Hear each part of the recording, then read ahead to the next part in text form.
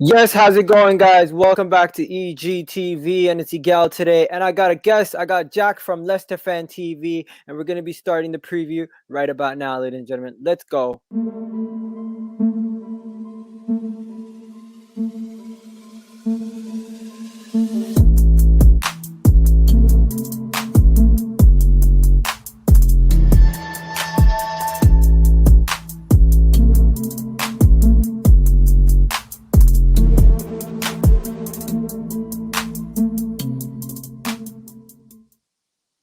Yes, Jack.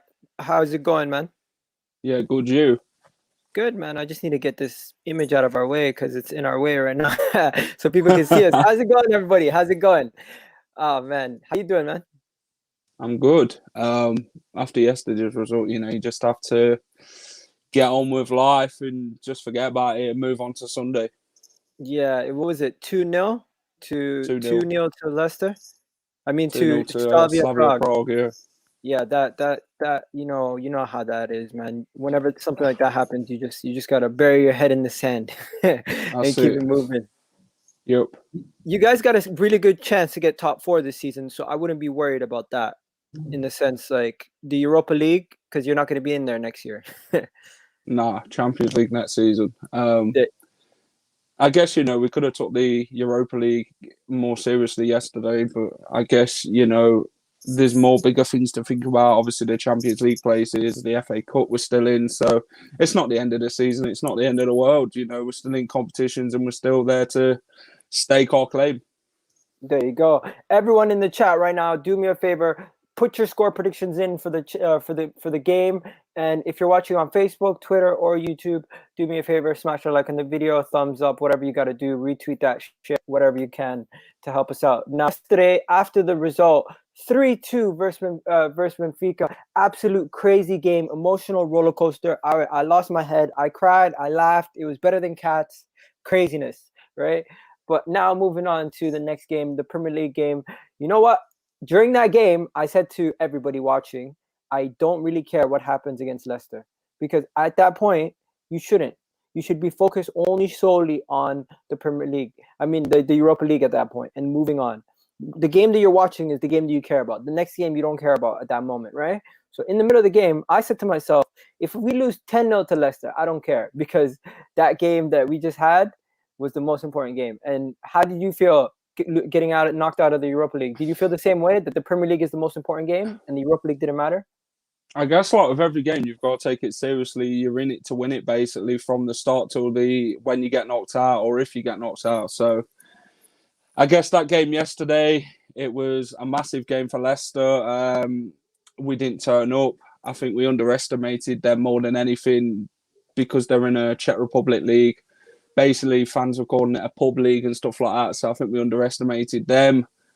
We didn't play well at all. Our passing was all over the place. We never really attacked. We were too busy defensive. And when you go defensive and you keep passing out from the back, you're putting pressure on yourselves. And that's what we kept doing. And we wasn't giving ourselves any chance, really, to score goals. And I guess Slavia Prague took their chances when given, and they did that. And basically, I thought they was the better team yesterday. True. All right, so you saw. I thought Slavia Prague played well against you guys, and you guys just. I felt like you guys were focused. Your mind was focused elsewhere. You guys weren't thinking strictly on that game, and also Madison being out is a massive factor. Like Madison being injured. But before we go any further, Jack, I should have done this at the beginning. Let the people know who you are. Let them know where you're from and how you got involved in doing football content, and when you started supporting Leicester. Give them a little bit of synopsis of yourself.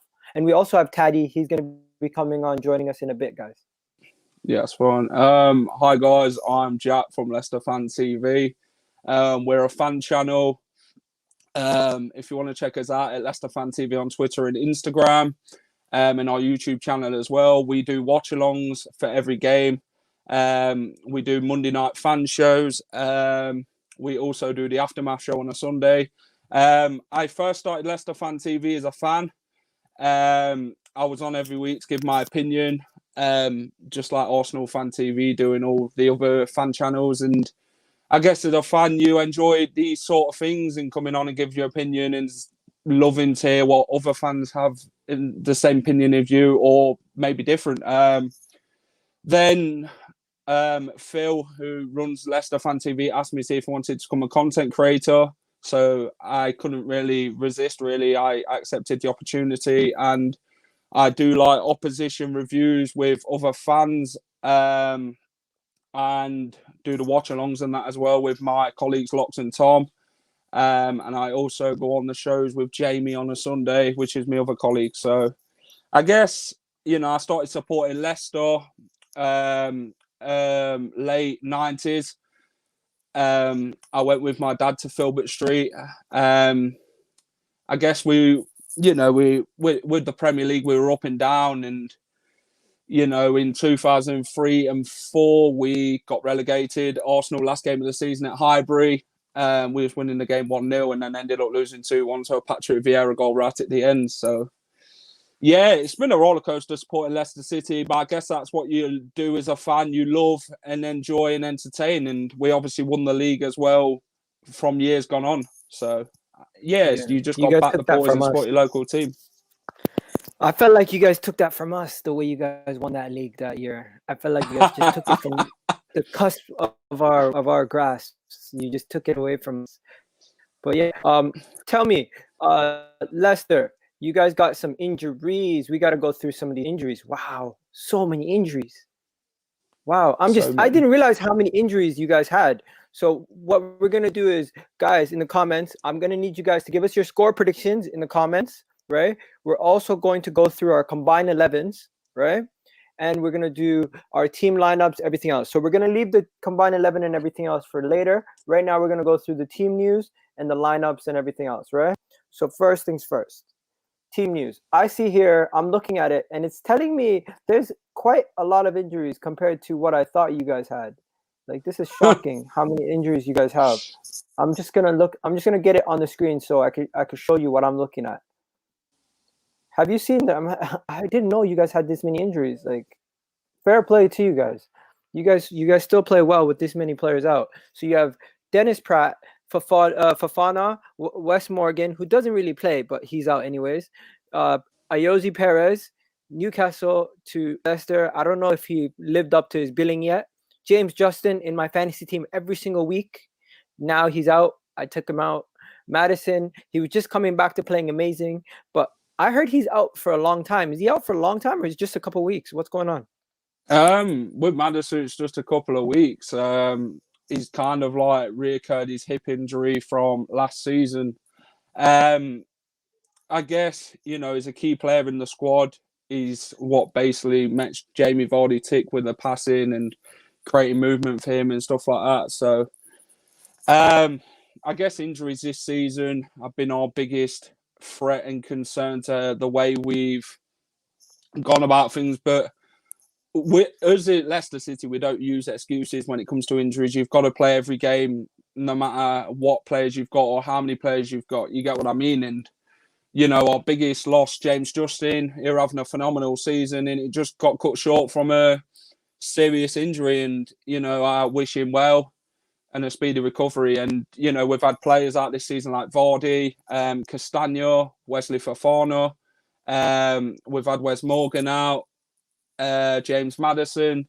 We've had enough injuries and we've just got through it, and obviously Ricardo as well, and we've just, as a team, we've prepared ourselves for each game, and I guess that's the way you have to do it. You have to go into the game knowing you can win it. Don't matter how many injuries you've got or who you've got out, you've just got to play the game the way you are and stick to the same game plan, and we've done that, and we're third in the Premier League on merit and hard work. And, we got wrote off at the start of the season with these injuries. Our Leicester's going to be in the relegation zone, this, that and the other, with the pundits and that, because of how many injuries we had. And I guess, people would compare us to Liverpool, but, we've performed better than Liverpool this season, and I think we've done great and we've coped well. So, yeah, I think we're dealing with it very well. Injuries don't seem to affect us this season on our performances, which you can see in our results this season. We're grinding them out. As you can tell, on that list of players, we only have Rob Holding out with a concussion. Everybody else seems to be fit now, with Kieran Tierney and Thomas Partey coming back recently into full fitness, which is a great thing for us. In addition to that, we also have some other situations where we had players out for the remainder of the season. But right now, we only have one player. From that list of players, after Madison, who's the most important player? Would you say it's James Justin, Fofana, Ayoze Perez, Dennis Pratt? Because for us, Rob Holding, yes, he's been our second best center back consistently this season, but even him missing is not really a big miss. I guess for Leicester, it's James Justin because he's had a phenomenal season. He's done everything that's asked of him. I guess last season he got thrown at the deep end when Ricardo got injured last March, and he's done his job and he's become better and mature as a player, and he's done what's asked of him and he's done it perfectly. And, you know, we call him the Leicester Cafu at Leicester. But I guess the injury, you know, as Leicester fans, when he went down, it was just a case of, oh my days, how many more injuries are we going to get? And it's not like the players who's fringe players, it's your main players, you get what I mean? It's the players what's playing week in, week out and proving everyone wrong, like James Justin, the levels that he wanted to go to the Euros and stuff like that, and his season's cut short for him, and it's just sad to see. And I guess Fofana as well, he came in from League One, from St Etienne, and you know, people didn't know anything about him, and he's just performed. He's like a young head on older shoulders, and League not League One. Oh, Ligue 1, whatever you want to call it in France, I don't know, but yeah. No, because people will make it think he came from like the third division of English football. Oh yeah, yeah. You say Ligue 1. Yeah, Ligue 1. Yeah, so nobody heard of him, and obviously, you know, he's been phenomenal this season. He's like an old head on young shoulders, and let me ask you this: would Fofana have played? Would Fofana have played if it wasn't for the injury? Yes, I think so. You think so? It'd either been Kagalasi or Yunchu on the bench, or we would have gone free at the back with Evans, Fofana, and Soyuncu. Because I guess when Fofana was playing, Soyuncu was injured, innit? So I guess you don't know the way Brendan Rodgers wants to play his team, and now Soyuncu's back, Fofana's injured, so it's like they've swapped. So it'd been good to see what would happen with Brendan Rodgers' planning and how he picks his team when Fofana's fully fit and back in the squad. Okay, understandable. So yeah, now we're just gonna get off of this screen share. Talk to me about the Brendan Rodgers effect that he's had on the team, because we have our own situation with our manager, and I'll get into that. But we were looking at Brendan Rodgers before we brought in Arteta, and then you guys immediately gave him a new contract. So it just goes to show how serious you guys are about keeping your manager. Now tell me what you think about obviously Brendan Rodgers, and then we'll get to Mikel Arteta after. So Brendan Rodgers, what's his style of play? How is he as a manager, and what kind of manager is he? I think with Brendan, coming from Celtic, they think, oh, we're a pub league, this, that, and the other. He'd won trophies, he'd won the Scottish League Cup, the Scottish Premiership, he took them to the Champions League, the Europa League. I guess Brendan Rodgers wanted a new chapter in his managerial career in football, and Leicester were the job that he wanted. He came in after the Claude Puel era. The players' confidence were down at that point. Brendan Rodgers has picked him up saying, oh, you know, you're better than that. We'll play you in the positions that you should be playing, and he's picked him up since that point. And it's 2 years to the day since he signed for Leicester as a manager. So from that point, I think he's been phenomenal, Brendan Rodgers. I know it can be frustrating at times with team selections and that, but I guess that's every manager. And I guess last season we were in the top four for a very long time in the season, and I guess after the project restart we dropped off, and it proved costly, and we missed out on Champions League and ended up going into the Europa League. So, and then this season, I guess he's learnt from his lessons, and the players have as well, and we've come back even stronger this season, and we've matured more with the younger players, and he's brought the best out in them. So I think we can go quite far with Brendan Rodgers and hopefully win some trophies sometime soon. Okay, guys in the chat, I know this is pointless. Brendan Rodgers, Arteta, stop doing the comparisons. It's a pointless comparison. Brendan Rodgers has been managing for a long, long time. He's clear of Arteta in the sense that his managerial experience and where he's been and what he's been able to do with Liverpool, being an assistant manager at Chelsea, being a manager in Scotland, and coming back to Leicester, he's shown that he's a really good manager. There's no point of comparing the two managers, right? I'm not doing that. But when I talk, when you hear Arsenal and you think about Mikel Arteta, what do you think about? Mikel Arteta. He knew he had a What's your job on opinion? his. He knew he had a job on his hands after the Unai Emery era, and you had players who wasn't performing, and he's got the best out of the players what didn't have the confidence, like Bukayo Saka. Um, he's brought in David Luiz. He's brought in some really talented, good players, and David Luiz offers that experience. I know some Arsenal fans might not like him and that, but David Luiz can be very open-minded on the way he plays. And Mikel Arteta, he's a young manager. He's still learning his trade, and I think Arsenal just got to give him a chance, and hopefully it'll come good for you in the end. Yeah. So I just wanted to mention the fact that did you guys ever sense that you were going to lose him to Arsenal when we were linked to him? Because those links were very heavily linked. Like it was not a small link. Like I was thinking we were going to actually get him, and I was quite excited because what he's been able to do at Leicester and Liverpool. I thought, you know what, he would be a good manager. When we did get Arteta, I was not underwhelmed. I was one of the people who was excited by the fact of getting unknown quantity. Did you actually think Arsenal were going to take Brendan Rodgers from you guys for a moment?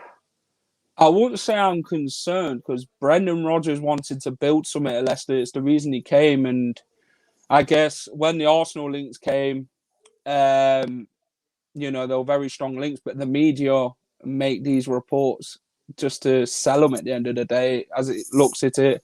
And, they see Arsenal is a bigger club than Leicester. And I guess with Brendan Rodgers, if we was like relegation and this, that, and the other, maybe he would have gone to Arsenal. But because he wants to build something at Leicester with a new training ground and stuff like that, and we're giving him the money he wants to bring the players in that he wants rather than not, then I think, he would have stayed put at Leicester. That's why we offered him a new contract, because he wants to build something here, and so do the owners. So I think Mikel Arteta was the right man for Arsenal in the end. I know you guys wanted Allegri and people like that's name were getting thrown around. But, the Brendan Rodgers links, from a Leicester fan's point of view, a very good manager like Brendan Rodgers, it's worrying that you may lose him in the future. But with him now, we just good that we've got him. When the Chelsea job became available, were there links for him to go to Chelsea? I'm not sure. I don't think there was as big as links than him going to Arsenal, because, they had the former PSG manager who they've got now, Thomas Tuchel. He was more fans for the favourite thing. So with Brendan Rodgers, I don't think he would have left Leicester for the Chelsea, especially with Chelsea's performances in this season. He ain't going to leave Leicester as a top 4 team this season to then go to Chelsea, who's not really performing and way lower in the table. Okay, so what about the man himself, Jamie Vardy? Because we currently have a striker. We currently have a striker that we love and that we have at our club called Pierre-Emerick Aubameyang. But there was once a time where we almost got Jamie Vardy. Now, Jamie Vardy has been impactful because last year he won the Golden Boot. He was integral to your team shooting up the league table, and also integral to your team winning the league title. You probably love this man like you do a family member. But of course, I have to ask you, who would you prefer at your club? Would you prefer the man Pierre-Emerick Aubameyang, or would you prefer who you have already? I'm going to stick by Jamie Vardy. I wish I could have them both. Him and Vardy up front would be a right strike force, I'm telling you now. But I guess, when we won the title that season, Jamie Vardy then got linked from that summer move to Arsenal. It was around about £30 million, was it? 35 million. So, you thought to yourself, with Leicester winning the league, could Jamie Vardy have gone to Arsenal? Could he not? But he's stuck loyal to Leicester. It's because Leicester gave him that chance when nobody else did. We gave him that chance when the likes of Sheffield Wednesday didn't give him a chance. They got rid of him at the age of 16. Brought him from Fleetwood, and ever since he's been a top talent and one of the best strikers in England. And Aubameyang, he can be very frustrating to watch at times, but I guess with Arsenal, they've always played him out of position. If you play him in his natural position, which is up front, he will bang the goals in, no doubt. But with Jamie Vardy, we play to his strengths, and that's why he's one of our probably our best striker in Leicester history. So he's our best player, and he's like our golden idol, golden boy, shall I put it? So Yeah, no, he's definitely a really good player. But you know me, I'm gonna take my guy Pierre-Emerick Aubameyang Yeah, based yeah, on yeah. sentimental value. Plus, I feel like he's been doing it for a lot longer than Jamie Vardy, because Jamie Vardy has not been able to play as at as many big clubs as Pierre-Emerick Aubameyang has. This is a man who played at AC Milan, played over in France, played at Dortmund, played at Arsenal. So he's been all over the place. Where Jamie Vardy's just been pretty much at Leicester and a bunch of teams lower down the table in the English pyramid. So that's not knocking him, but of course, it's just the body of work is not the same. Now, moving on, before we go any further, guys, I need you guys to do me a favor. Hit the like, guys. Subscribe to the channel if you're new. And everyone on Arsenal Inside Out, come on to YouTube, because I'll be ending the Facebook stream, and we'll be just on YouTube solely. So come join us on YouTube on EGTV. The link should be in the chat. Right now, continuing on to where we left off. Tell me, what do you think is going to happen on Sunday? A Leicester win. We've beat you the last 3 times at the King Power. We used to struggle against Arsenal home and away, and obviously at the Emirates, we haven't won for a very long time, and I think it was like 1970s or something. And this season we've won there, and the man Jamie Vardy scores, and he loves a goal against Arsenal. He loves it, but he loves it against any club really. But Arsenal's main threat is Jamie Vardy. They hate him at Arsenal, and they wish he'd played for your club, but maybe a few years younger. But I guess I'm going for a Leicester win. I'm going to back my boys. I'm going to go 2-1 to Leicester in this one. Okay, so yeah, so looking at our past couple games versus Leicester, look at that. Leicester beat us 1-0. Arsenal beat Leicester 2-1. Leicester beat us. Leicester drew 1-1. What is that? Where is that? Oh yeah, we drew. We drew last time, and then there was a 2-0 victory last year, and then there was also the 3-0 victory that you guys had against us, and then we had a 3-1 under Unai Emery. I think that was the 3-1, right? So those are our last 6 games. Just goes to show you, we've drawn 1, you've won, you've won 3, we've won 2, and we've both scored like less than 10 goals. I've scored 6, we've scored 6, you scored 8. So it just goes to show you. But away from home, I mean, at home, away from, where is it? The game's at your house, right? So the game, Yeah, when the you're game's at at my home, house. yeah, when we're at home, what happens? We beat you, draw, you beat us, you beat us, you beat us, we beat you. So the last, say, 4 times we played each other, you won 3 times convincingly, and 1 draw. That's crazy. That is crazy to imagine. It's just mad. Yeah, it's nuts. I've been a spectator at the Emirates like a lot of times away from home with Leicester, and we seem to be winning the game, and when we're winning the game, we just seem to throw it away later on in the second half, and I don't understand why, but I don't. That was when Wenger was manager and Unai Emery, so I think with Leicester, our thing was like for Giroud, didn't it? When Giroud played for Arsenal, he was a right mare to like keep out. I like Giroud, innit? I like the way he's built, the way he scores goals. I'd love him at Leicester, but I guess Arsenal fans miss him as well, innit?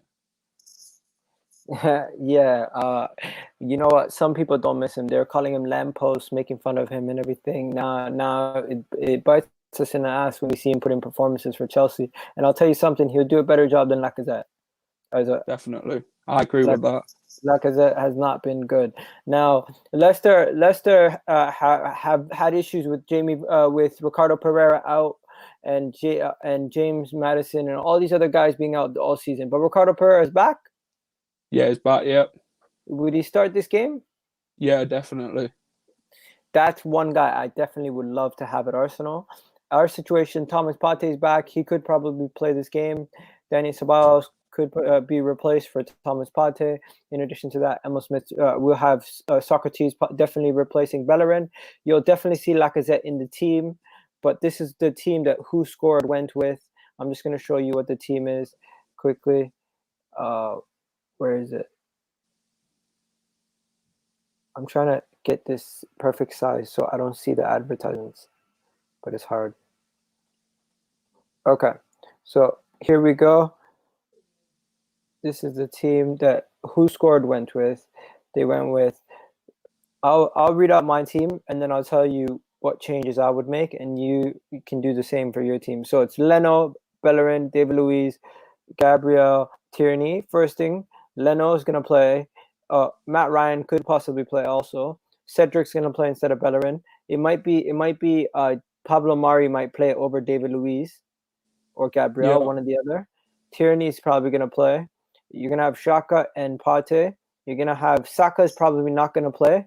yeah, He's probably gonna be rested because he played every single game up until this point. You probably see a Pepe in the team. You'll see Smith Rowe or Odegaard in the 10.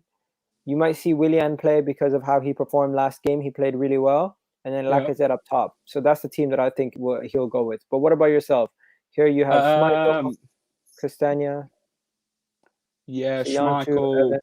Castagno, Evans, Soyuncu. We'll go for Luke Thomas at the back, left back, Harvey Barnes, Yuri Tillemans, Wilfred Ndidi, Ricardo, Vardy, and it's Hutex Madison's place. They have Mendy here.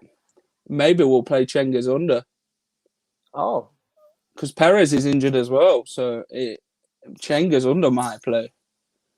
So I'm not sure if Perez is fit. So I think it'd be Cengiz under. I can't see Leicester go defensive against Arsenal, because we want to win the game. We don't want to draw or lose. So if Mendy's going to come on, it'd be like second half if we're winning the game. And so, yeah, I'd stick with the 11 I've said. Castagno and Ricardo on the right wing. Yeah. Right side of the pitch. Now, going on to score predictions. Who Scored predicted a 1-1 draw. Basically saying after you guys played Slavia Prague, ending your 6-game unbeaten run, Leicester have now the last 3 defeats come at home. Wow. So your last 3 defeats have come at home. I didn't know that. So after Arsenal left 3-2 against Benfica, that should obviously give us some energy. And the potential absence of Maddison could leave Leicester, could be massive for Leicester, where Pierre-Emerick Aubameyang appears to have returned to his form. So that's why they went with a 1-1 draw on the predictions on Who Score. Now, time for us to do our predictions and people in the chat to do their predictions. Throw those predictions in the chat, people. Give us your predictions. I want at least 17 to 20 predictions from you guys. Come on, guys. Give us your predictions. So what was your prediction, bro? 2-1. I think we'll learn from our mistakes from yesterday's game. So I think when Leicester lose, they seem to be getting the win after, but our home form this season's not been great. I'm not going to lie. Our away form's been tremendous. It's been amazing. I just wish our home form were like that this season. I think it'll be a tricky game. Arsenal will come to win the game. There'll be a threat for sure. Bukayo Saka, Kieran Tierney, Smith Rowe maybe, and Aubameyang if he does play. So they're probably the main 4 players, I'd say, which could threaten Leicester. Without James Maddison, where's our attacking-minded game going to come from? But I'm sure if Cengiz under plays, we'll be okay. I think, he's more of an attacking player. He created the goal against us in the opening game. He's very good. He came on as a substitute, yeah. I think it's just difficult to say at the minute because will he go all Brighton instead of under? I'm not sure. It's how Brendan Rodgers is going to play. He could play wing backs. So sometimes he likes to change the formation and play a 5 at the back. He'd go 3 at the back. It's how he wants to play it. So we'll see on Sunday which formation he actually wants to go with and who he actually puts in instead of Maddison. That's true. Now when it comes to Arsenal, I feel like I've already given you the team, but the thing for me is, what does he do with the wingers? Does he play Saka? Because if he plays Saka, I have to worry for the kid because he could get injured, and I'm hearing that he could have picked up an injury or a knock from the game. So hopefully he's not injured. And when it comes down to it, I want to protect Saka with cotton wool because he's one of our most important pieces to the puzzle this season. right? He's definitely the most important piece. But yeah, we got Tade here now, and we're going to start doing the combined 11 after this. But Tade, what's going on, bro? Late entrance. Yeah. Sorry about that. How you doing? Can you guys hear me properly? Yeah, I don't think mate. you have your audio set up. Is it in your headphones or do you have your mic or? I think it's on the. One sec. Audio. Yeah, because it sounds kind of muffled. It's okay though. We're gonna do the combined 11. We just did our score. What was your score, Jack? 2-1. 2-1. I was actually gonna go for a cheeky 2-0 because I've seen us score opening goal against you guys and then end up keeping a clean sheet. And you know what? You guys do lose games at home this season where you tend to win more games on the road. So yeah, exactly. I'm gonna go for that 2-0 victory, and I'm hoping that I'm right. I'm hoping that I'm not jinxing it because people always tell me I'm jinxing it whenever I give a good prediction. But yeah, Tade, you ready? Yeah, I don't know if I can fix this. Is it better? Is the audio better? Is it still muffled? Okay, man. Don't even worry about it. We'll sort it out. What's your prediction for the Arsenal Leicester game? Realistically, I'm looking at a draw, man, and I'm also going by the first leg. Obviously, the first leg without Verdi, I don't think that he would have got a goal. He came on, he scored the goal, and the only reason I'm saying 0-0 is simply because they don't have medicine. I don't think they have medicine. No, we don't have Madison. He's injured. Yeah, he's injured. But then again, you still have Avidan, who's been doing bit for you guys. Yeah. But then again, they play different roles. So I'll say 0-0 or 1-1, maybe a draw. And then if we make it, then good for me then. Yeah. So now this is the best part. I was waiting for you to do the combined 11, right? Because this is something that everyone does nowadays, and it's starting to get boring at times. But you know what? Let's just do it because we haven't done it in a while on the channel. So we're gonna do the combined 11 for Leicester versus Arsenal, right? And it's only gonna start one way and one way only. So it's gonna be you two are gonna. It's gonna be Jack and Tade are gonna come up with the decisions, and I'm only gonna be a tiebreaker, and I have to be neutral when you guys are talking. So I'm not gonna, and at the end I will show the team that we've come up with. Okay, so in the meantime I'll be trying to work out the team. So first things first, combine 11. Put your biases aside. Everyone in the chat, play along, right? And people, if you haven't already liked the video, like the video. So first things first, goalkeeper, is it Schmeichel or is it Brent Leno? I'll let you go first, Jack. I'm gonna go Casper. I'm gonna go. Yeah, I'm gonna go Leno. Not because I'm gonna go Leno, not because not because I think he's better than Schmeichel. I'm just going by his form this season. Okay, make your cases because right now there's a tie and I need to decide. Casper's made some great saves for Leicester. He's kept us in games.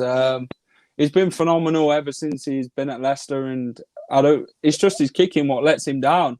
Apart from that, he's good at making saves. If you've seen a save for the Bobby Firmino one against Liverpool, who would have kept that? What goalkeeper would have done that? He made some amazing saves when you're least expecting it, and I think Schmeichel should be the number one for this team. Okay, Tade? Yeah, I'm gonna stick to Leno. Also, I'm also looking at longevity as well. In spite of the fact that he has a better number of clean sheets this season, I'm looking at his age as well. So, if I'm gonna pick that. If you ask me who is the better goalkeeper, I don't know, over the last 10 years or what, maybe Schmeichel. But I'm picking a team based on the future as well. I'm based on why I feel he's gonna go first. I'm just gonna pick Leno. Okay, so the people in the chat are gonna be the tiebreakers. Okay, so as of right now, I'm gonna do. Let's see who's in the chat and what are they saying. So one person said Leno, another person said Leno, one person said Captain Schmeichel, another person said Schmeichel. There's another Schmeichel. So there's already four votes for Schmeichel, 2 votes for Leno. That's what it looks like. So unfortunately, it looks like Kasper Schmeichel has overtaken it. So that is the first spot that goes to Leicester. Unfortunately, Tade, that is the first spot that goes to Leicester. Oh, someone said Leno. There's 2 more Lenos just came in. 3 more Lenos. Oh, Leno's taking the lead. Oh no, the Lenos have taken the lead. Oh. I had Casper Schmeichel already nailed down, but Leno has come through. Guys, I think honestly, this season Leno's been a better keeper, but Casper Schmeichel's team is in a better situation.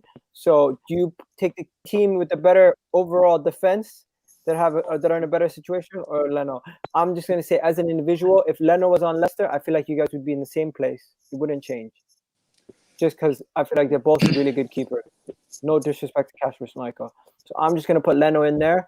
But there's going to be other places where you guys are probably going to agree. Right? You guys okay with that? Leno takes it. Yeah, I'll let him have it. Okay. Now, right back. Ricardo Pereira, Bellerin, Cedric, and who's the other right back you guys have? Castagna, but Ricardo's a right winger now, so I'm not sure. Okay, I'm gonna say Castagna can also play left back, or do you want him right back also? Oh, yeah. So okay, so Castagna, Pereira, Bellerin, Cedric. Who are we going with?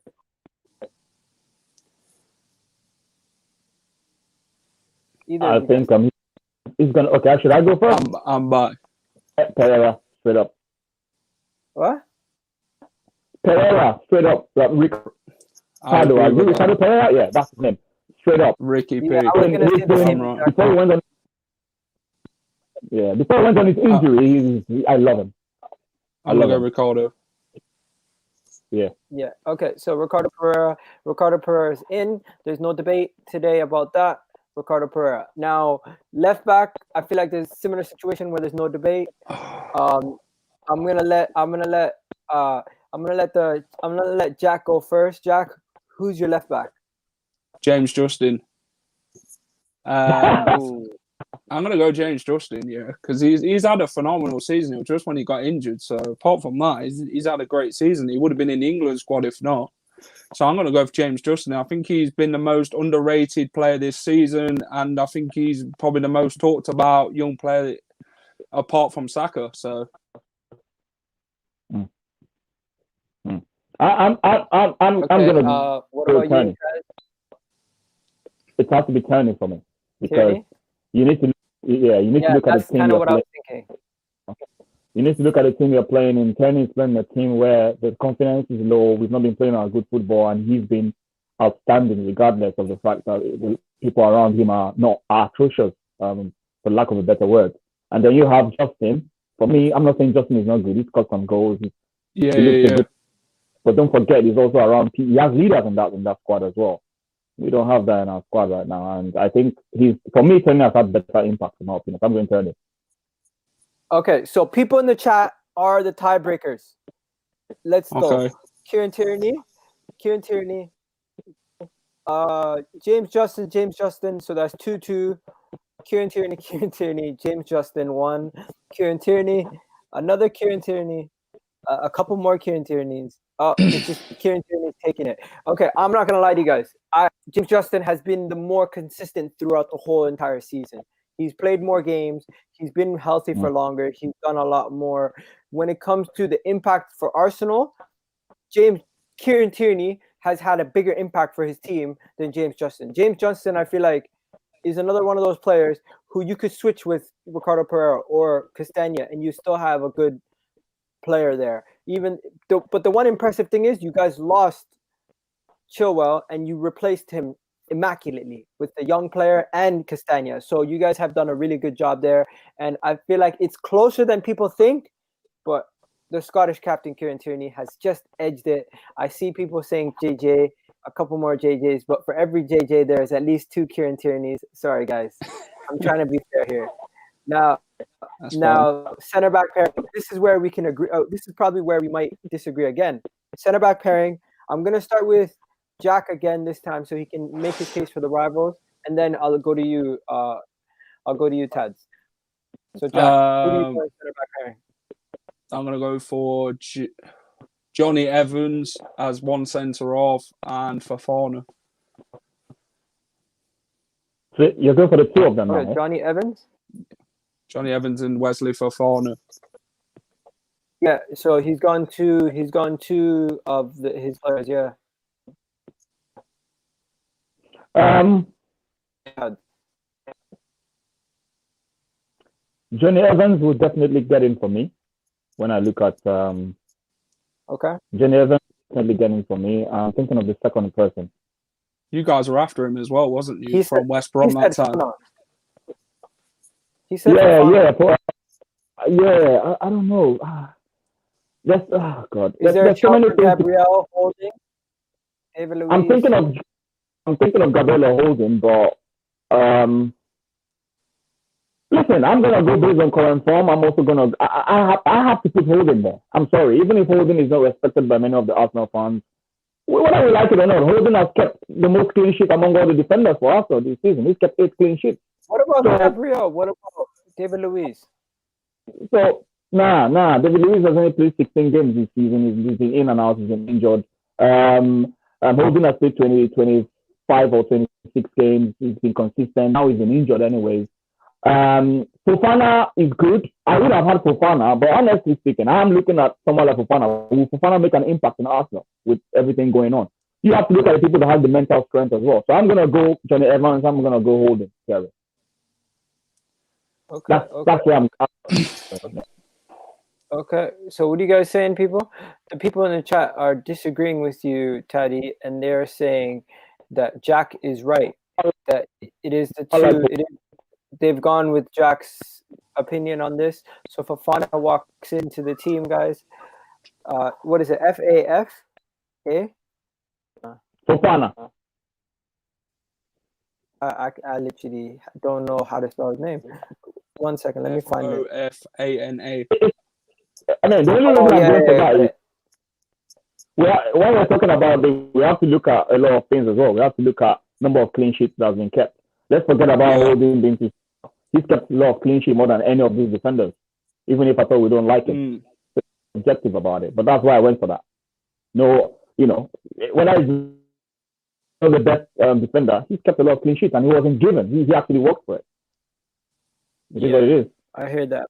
They could have also had Soyuncu in if he was healthy. Yeah. They just have better defenders, I feel like, guys. They just have better.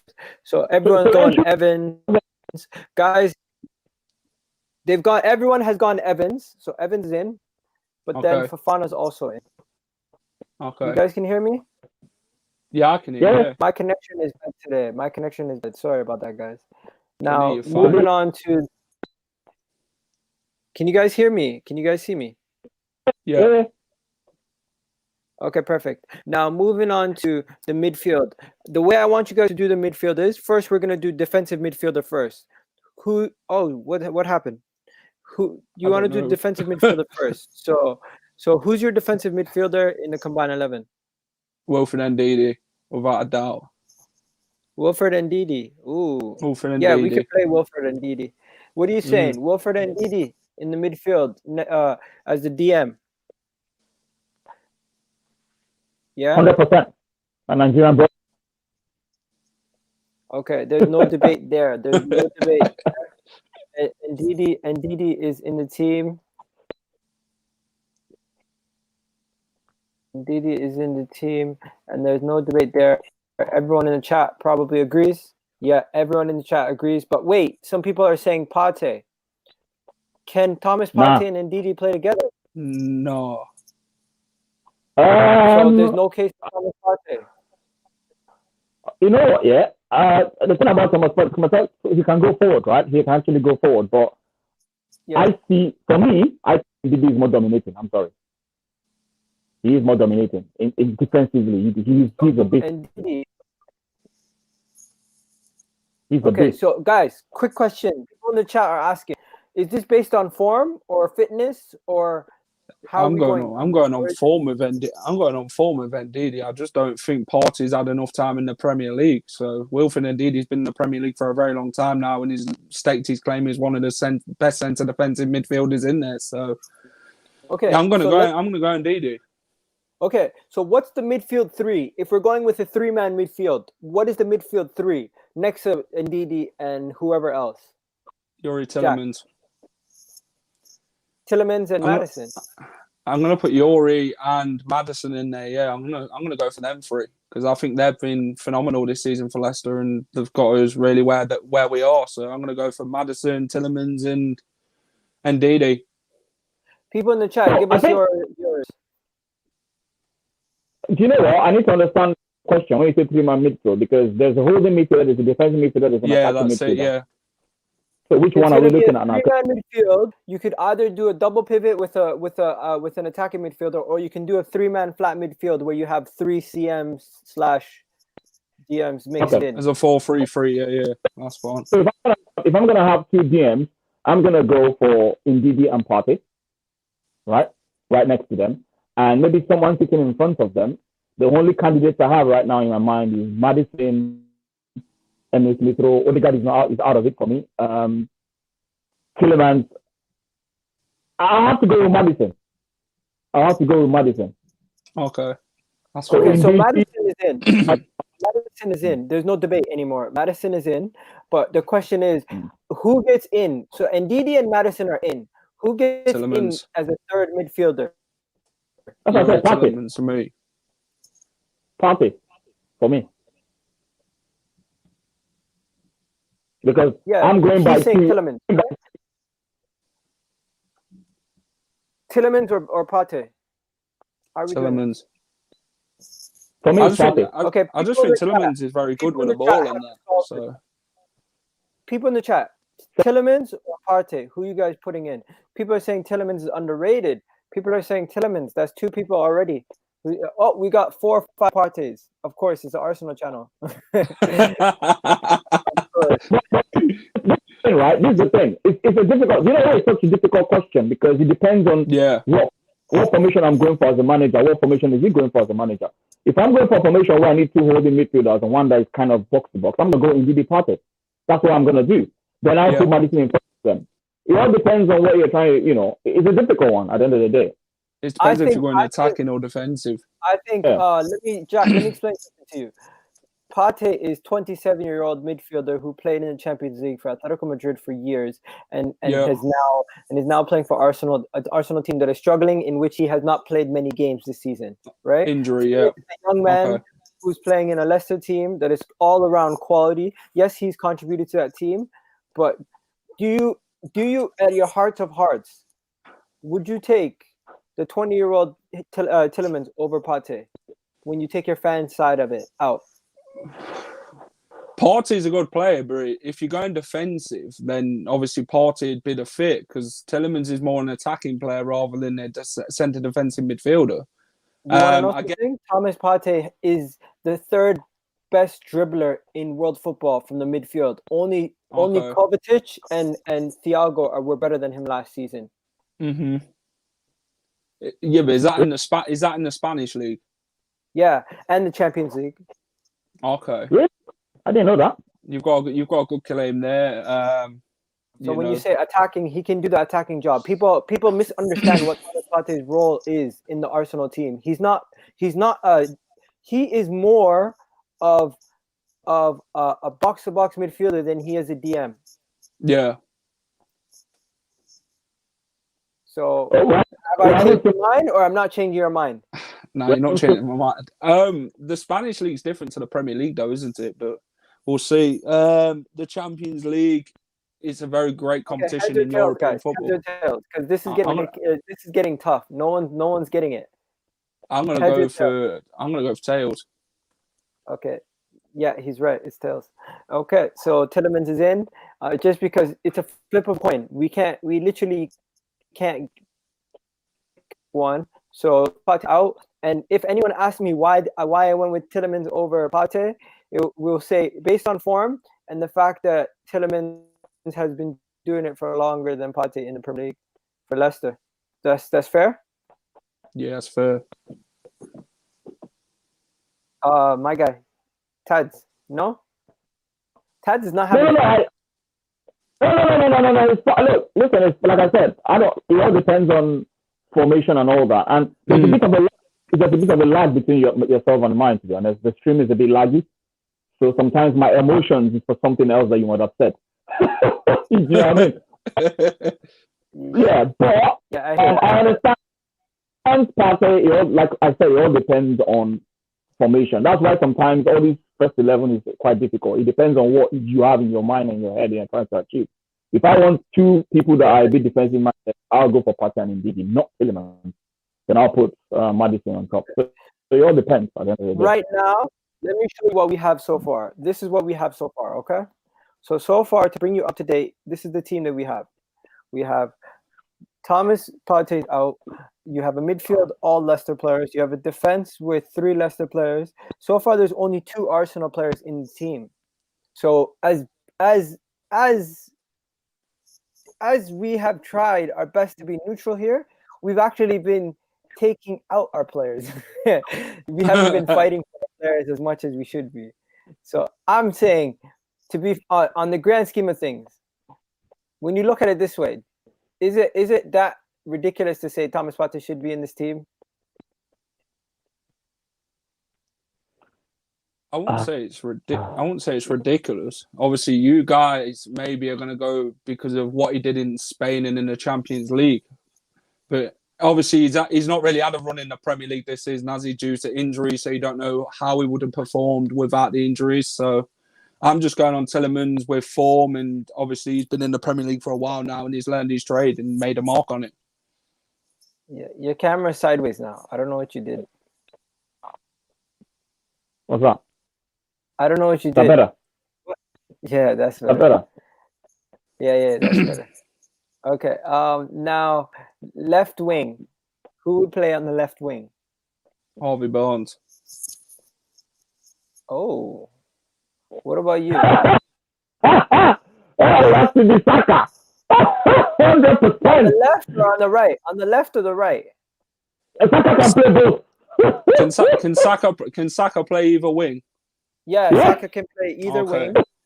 I'd probably put Barnes on left wing and Saka on the right wing, because I think Saka's been phenomenal for Arsenal under Arteta, and I think he's learned his trade in the Premier League, especially how young he is as well. He's getting better each game, so obviously you can see that from not just an Arsenal fan perspective, but a neutral perspective as well. So guys, how do you want to do this? Do you want to play Harvey Barnes, Saka, and Vardy? That's what someone said in the chat right now. I'm I'm giving Aubameyang a shout from the left wing. If I'm Tade, you know. What are you saying? I'm going to say Barnes.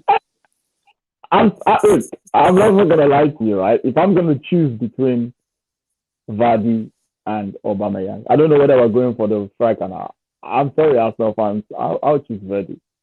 Tade, your mic's still not connected because people are still saying the sound quality is not good. You still can. You know what?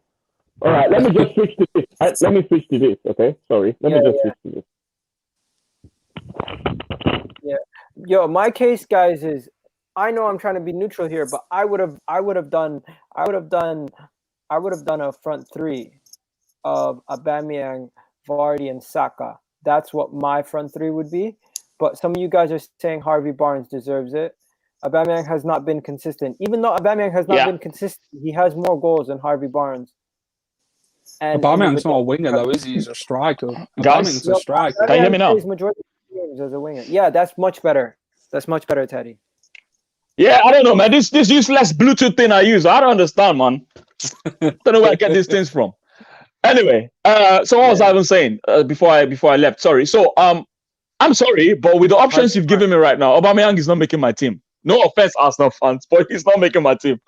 For me, it's gonna be Saka. Thinking about it now, Harvey Barnes, and it has to be Vardy up front. I'm sorry. Those are my front three. Okay, so you said Harvey Barnes, Vardy, and Saka. That's for me. Oba doesn't make it for me. I'm sorry. Yeah, because the work ethics. Laughing. Say that again. My wife heard that. She started laughing in the background. She's like, "Hello, wifey." Now, if this is the team you've gone with, there's somebody in the comments has gone with the exact same team. So, is this the team you guys are going with? Barnes, Vardy, and Saka? That's what I'm going with. Yeah, I'd definitely put Saka in the team. I like Saka as a player. I just think he's a great player. Yeah, no, Saka because the only reason Oba is not making it for me is this, right? I look at Vardy. I'm comparing with Vardy. I look at Vardy. I look at Oba. What Vardy adds to the game, even when he doesn't score? For me, I think he adds a bit more energy and everything. Mm. When Oba doesn't score, you don't get much from him. No offense. I love him. I love Oba, but you don't get energy. You don't get vigor. You don't get motivation. The team is built Sorry? around Vardy. The team is built around Vardy. My point is he works his socks off. He's not really built around him. He works hard. Oba doesn't work as hard, in my opinion, except you disagree. And I'm open to what you have to say. But for me, I don't think Oba works as hard. And I want that in my team. Vardy's I not want just that a in my goal team. scorer. He's not just a goal scorer. That's my striker, you know. He got us out of that game yesterday. I'm happy.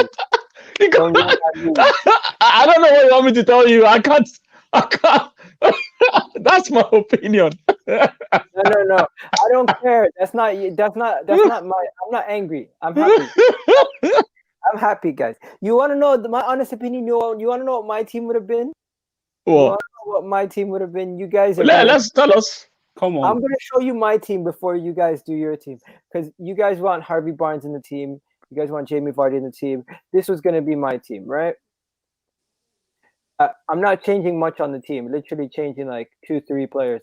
But I would have had Vardy in the team, of course, so nothing changed there. Left wing, I would have had Aubameyang. Right?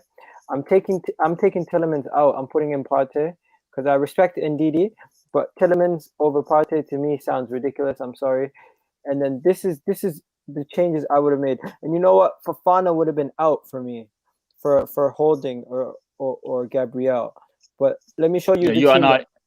You and I both. So this is the team. This is the team that I would have went with, right? Wait, sorry. Okay. Let me show you. Let me do your team first, guys. So you guys had Harvey. You had Harvey Barnes, and then you had Yuri Till. I struggle with these names, man. There you go. That's your team. That's your team. Okay, that's your team. I'm gonna save the image. And then I'm gonna show you guys how much I messed this team up with my thought process. Because this is the public. This is what you guys have come up with. This is how you guys ended up doing this team. I don't know how I'm gonna mess this team up, but I'm definitely gonna mess it up. Watch.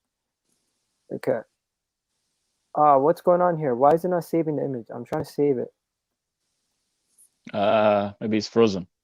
Okay, so this is the team that you guys got, right? So you went with Leno, Pereira, Evans, Fofana, Tierney, Madison, Ndidi, Tielemans, Harvey Barnes, Saka, Vardy. First thing I'm doing, I'm gonna keep Jamie Vardy. I'm taking out Harvey Barnes. I'm taking out Tielemans. I'm taking out Johnny Evans and Fofana. You took Madison out. Oh wow, no, that's mental. I'm not doing that. If I do that, people are gonna think I'm crazy. Okay, nah, I ain't doing that. So what I'm doing is I think our best defenders this year have been actually better than your defenders. I just feel like you guys play as a good unit defensively. So call me crazy, guys, but Holding has been our best defender this season. Bob Holding has been our best defender this season, right?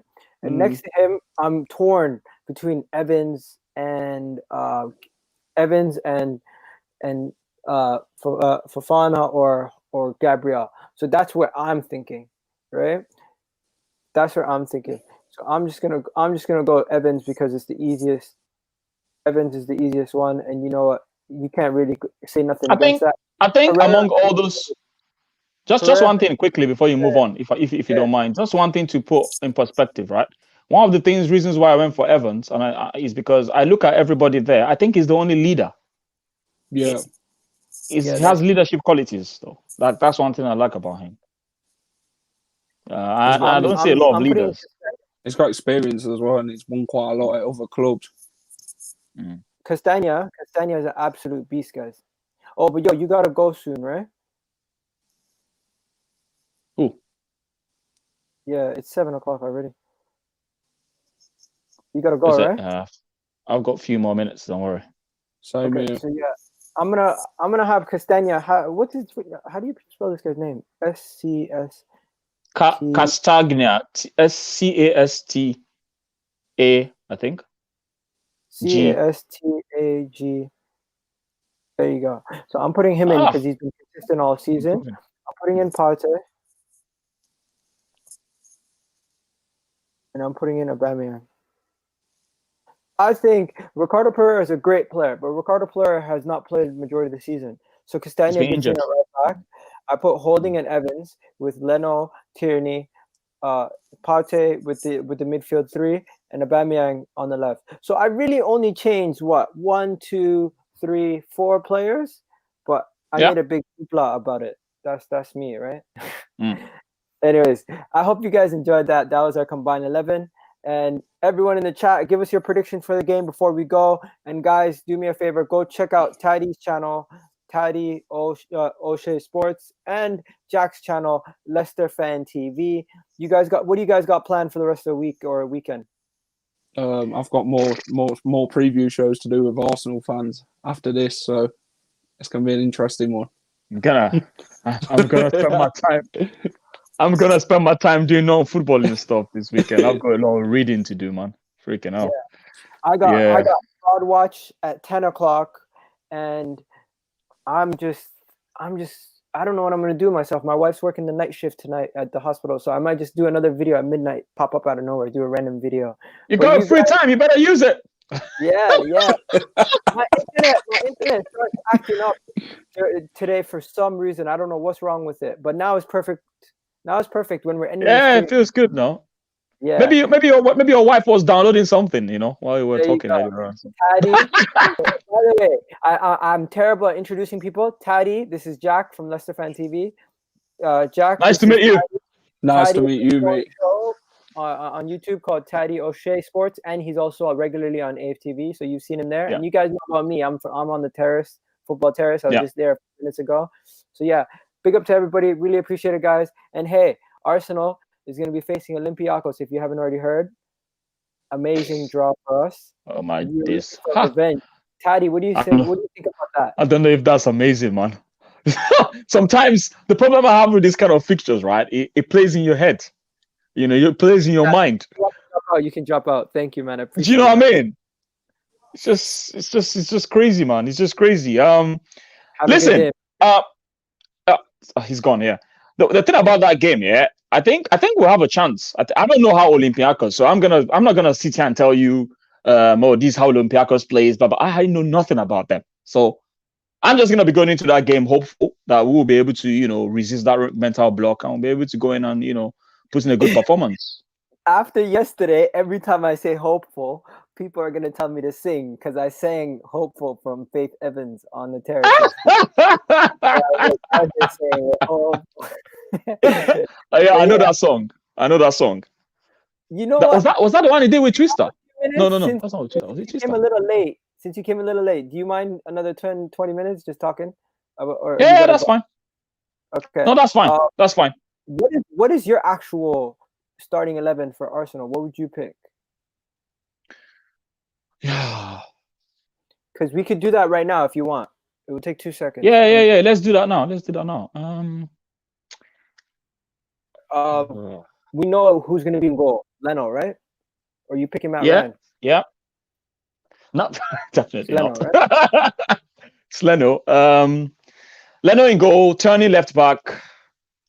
I mean, if we have our way, if every Arsenal fan has their way, Cedric is going to be in right back, definitely. But should I tell you what I want, or should I tell you what I think the coach is going to put there? Which one? We'll work our way from bottom to top. Okay, let's take it one step at a time. First of all, we know we're going to play with the same formation with double pivot. Mm-hmm. So who's in goal? Leno. Who's in goal? Leno's in goal. Mm-hmm. Okay. Who's your right back? Cedric? It has to be Cedric, but there's no point wasting my energy.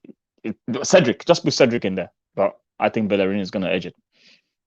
But do you know what? Taking off Bellerin. Why do you think taking off play? Because he's the first choice. He's the first choice right back. but I mean, it doesn't mean anything. do you know what? That's true. That's true. Thinking about it, that's true. This game doesn't mean anything. Why not play Cedric? You have a the good whole point fact there. that people say I get the fact that you say, you know what, this, that, but why not play Cedric? Yeah, you have a point. You have a point. Let's leave Cedric. Let's go back to the Emirates because we need to go back to our elements. Now, moving on to the next pick. I'm gonna put the link in the chat for anyone who wants to jump on, who wants to talk about the lineup with me and Tade. Just 1 second. I don't know what's going on today. Not a lot of people are joining into the video. Is it very busy out there? It's Friday night, man. Friday night. Everyone's doing their stuff. What do you call it? And I think YouTube kept crashing the other day. So I'm not surprised. Yesterday they were having issues. Yeah, so moving on to the center back pairing. You know what? Here's my logic. My logic is David Luiz is going to be the one that misses out, and he's going to, for once, try to do a double pivot of two, a defensive pairing of Pablo Marie and Gabriel. Or do you think it's David Luiz is going to play again? I don't think he's going to do that. I don't think he's going to put two. I remember they said he even tried them in training. I don't know what the result was. He tried two of them. The two teams in Arsenal training were playing against each other in the training ground. I think one team had Pablo Mari and Gabriel. I think he was testing them out. But I don't see that happening anytime soon. It's not conventional. It's not something you see every day in football. I don't think he's going to do it. Tierney definitely in left back. He has to be. Okay, he has to be. So for me, if you ask me, I will have Pablo Mari instead of Gabriel. I'm sorry. But for me, Gabriel... Say that again. We got Zorgi. Guys, what's up? Zorgi, what's up? Nothing much, chilling. Hello. Happy. How y'all You're an doing? Arsenal fan, by the way, right? Hell yeah. What do you mean? There you go. I don't know. I got confused last time because there's too many Chelsea fans that are around here. No, yeah, I get you. Okay, so so y'all moving looking at the lineup? Double pivot. Who are we going with? Pate and Ceballos or Pate Xhaka? Because Pate has to play for fitness. I'll give him like 60 minutes, 70 minutes. Like what Arteta was doing before, taking him out once the game was done or whatever. Tade, who's your partner for Pate? Has to be Xhaka. Mm-hmm. But then again, like you said that since this is probably not an important game, he might decide to just use El Neni. You never know. The question is who's more important? I mean, the thing Xhaka. is... It has to be Xhaka. Yeah, the thing is, like, it's not an important game, but Xhaka, like, his fitness level his fitness is good overall. But that's because he doesn't run much. If y'all notice, like... What? I don't think Xhaka runs. He's not mobile. He's not mobile. That's what you mean. He's not as mobile. Yeah, he's not fast. He's not fast enough, but he covers distance. No, he covers distance, but not at a pace that's like slow. He doesn't cover more distance than other players. Is what I'm trying to say. Like he covers a good amount of distance, but not as much as somebody like Tierney or somebody. Sprint. Yeah, or somebody like Ceballos. Ceballos covers more distance than him because he's a high in our team. You get what I'm saying? I think that's something. Do you know what? That's something I will check because let's not. I just feel we should not confuse the way he looks or the way he moves with actual distance. No, don't get me wrong. What I mean, sorry, what I actually meant, let me just clarify. Mm-hmm. Ceballos looks more agile. Mm-hmm. Xhaka doesn't. That's all I'm saying. And sometimes you might actually think that guy is covering more distance than Xhaka. But until we actually check the stats, we're never going to know. That's all I'm saying. You're right. Do you know what I mean? I mean, it was interesting to see one stat. Was it 2 years ago when we had Robertson cover the most distance among every single player? Yeah. Do you know how we can check that, by the way? That's a very good question. I don't know how, except maybe is that something you can check? Check. It's interesting to see who's covered the most distance in Arsenal. Yeah, you can check. Don't get me wrong, Xhaka does run a lot. The statistics. You need to use Y Scout. I don't have Y Scout. Y Scout costs money, right? Yeah, but you can see it on PremierLeague.com. Do they show distance covered? I think so, but it gives you the total though. That's the problem. So total is not going to help us here. It's per game. It gives us the total. That's what you need. You need per game. Yeah. Anyway, I think we should move on, right? Yeah, we should definitely move on. While I'm looking for talk to me, guys, about the situation with the attacking midfielder. Are we going Smith Rowe or are we going to go Odegaard? Because Odegaard did not have Odegaard had a better game than Smith Rowe, but we need to keep Smith Rowe's confidence up. Play him in the. But I don't know. He wants to play. He wants to play with 2 10s on the pitch for more creativity. Do you think? So just to say something, right? We talked about this yesterday, myself and Mossy Boy on my channel, and it's got to a point now that he wants to keep the 2 of them, like you've said, but one of them has to sacrifice his role for the other. And what's happened now is Emil Smith Rowe sacrificed his role for Odegaard. Yeah, because normally you find out that before Odegaard came in, Emil Smith Rowe was playing behind the striker and he roams as a free role. But because Odegaard has come in now, and it seems like Odegaard can mainly play behind the striker, he's now moved Emil Smith Rowe to the left wing, and we're not seeing that same Emil Smith Rowe we saw when he burst onto the scenes and he was, taking the game by the scruff of the neck. He's now doing a different thing entirely. It reminds me of back in the days. I don't know whether you watched this back in the days during Chelsea days. I don't know if you watched it when Ballack, Deco, and Lampard were in the same team. These were 3 number 10s, 3, and they were on the same team. Ballack had to play on the left. Lampard was playing behind the striker. So it's difficult. For me, I will choose Emil Smith Rowe simply because he has more energy. He moves up and down. Odegaard, for me, doesn't have too much energy. Can I give a little bit on this? So go ahead. That's just my opinion. So, basing it off yesterday's games and other games we have played against other teams, the way Benfica plays was, I think Arteta said it exactly yesterday in his interview. They play 5 in the back or 6 in the back.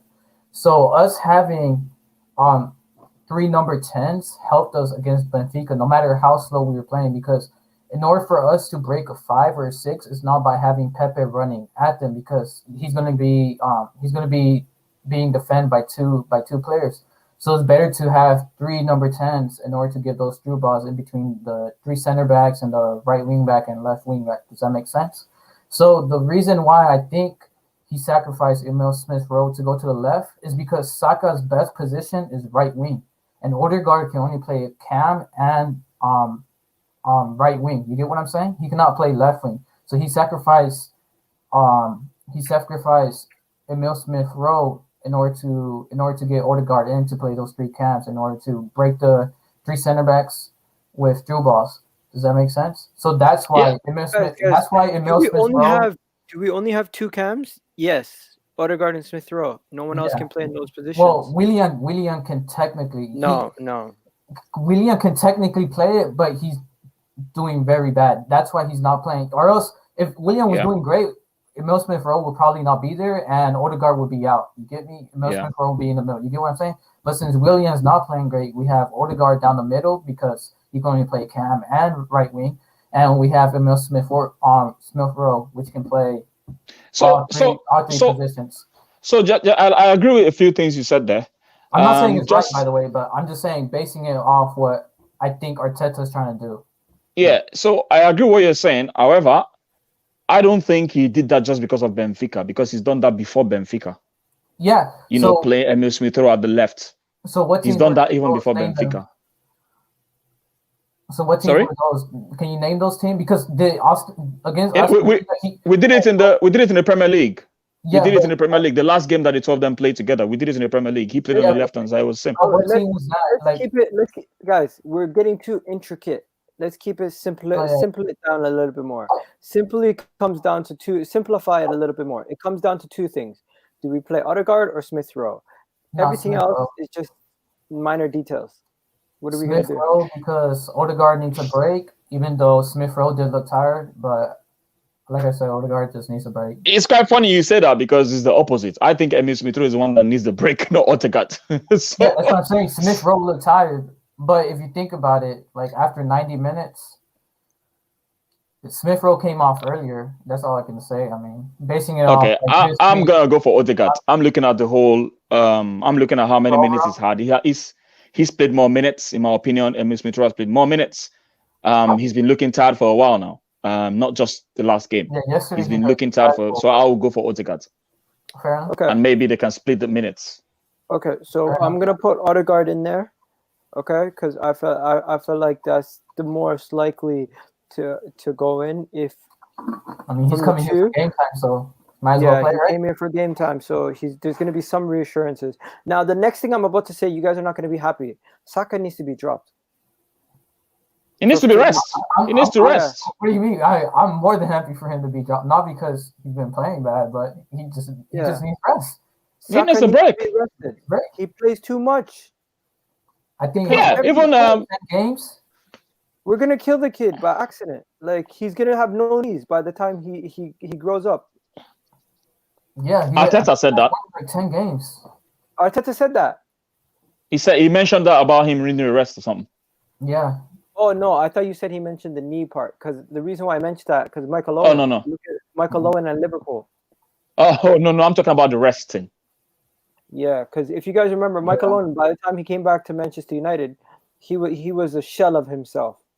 He was nothing near what he was when he was younger. And I'm worried that Saka, you know what?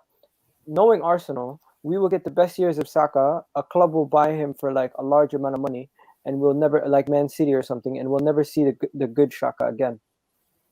But I hope while he's here and while we have him, he's the best player he could be.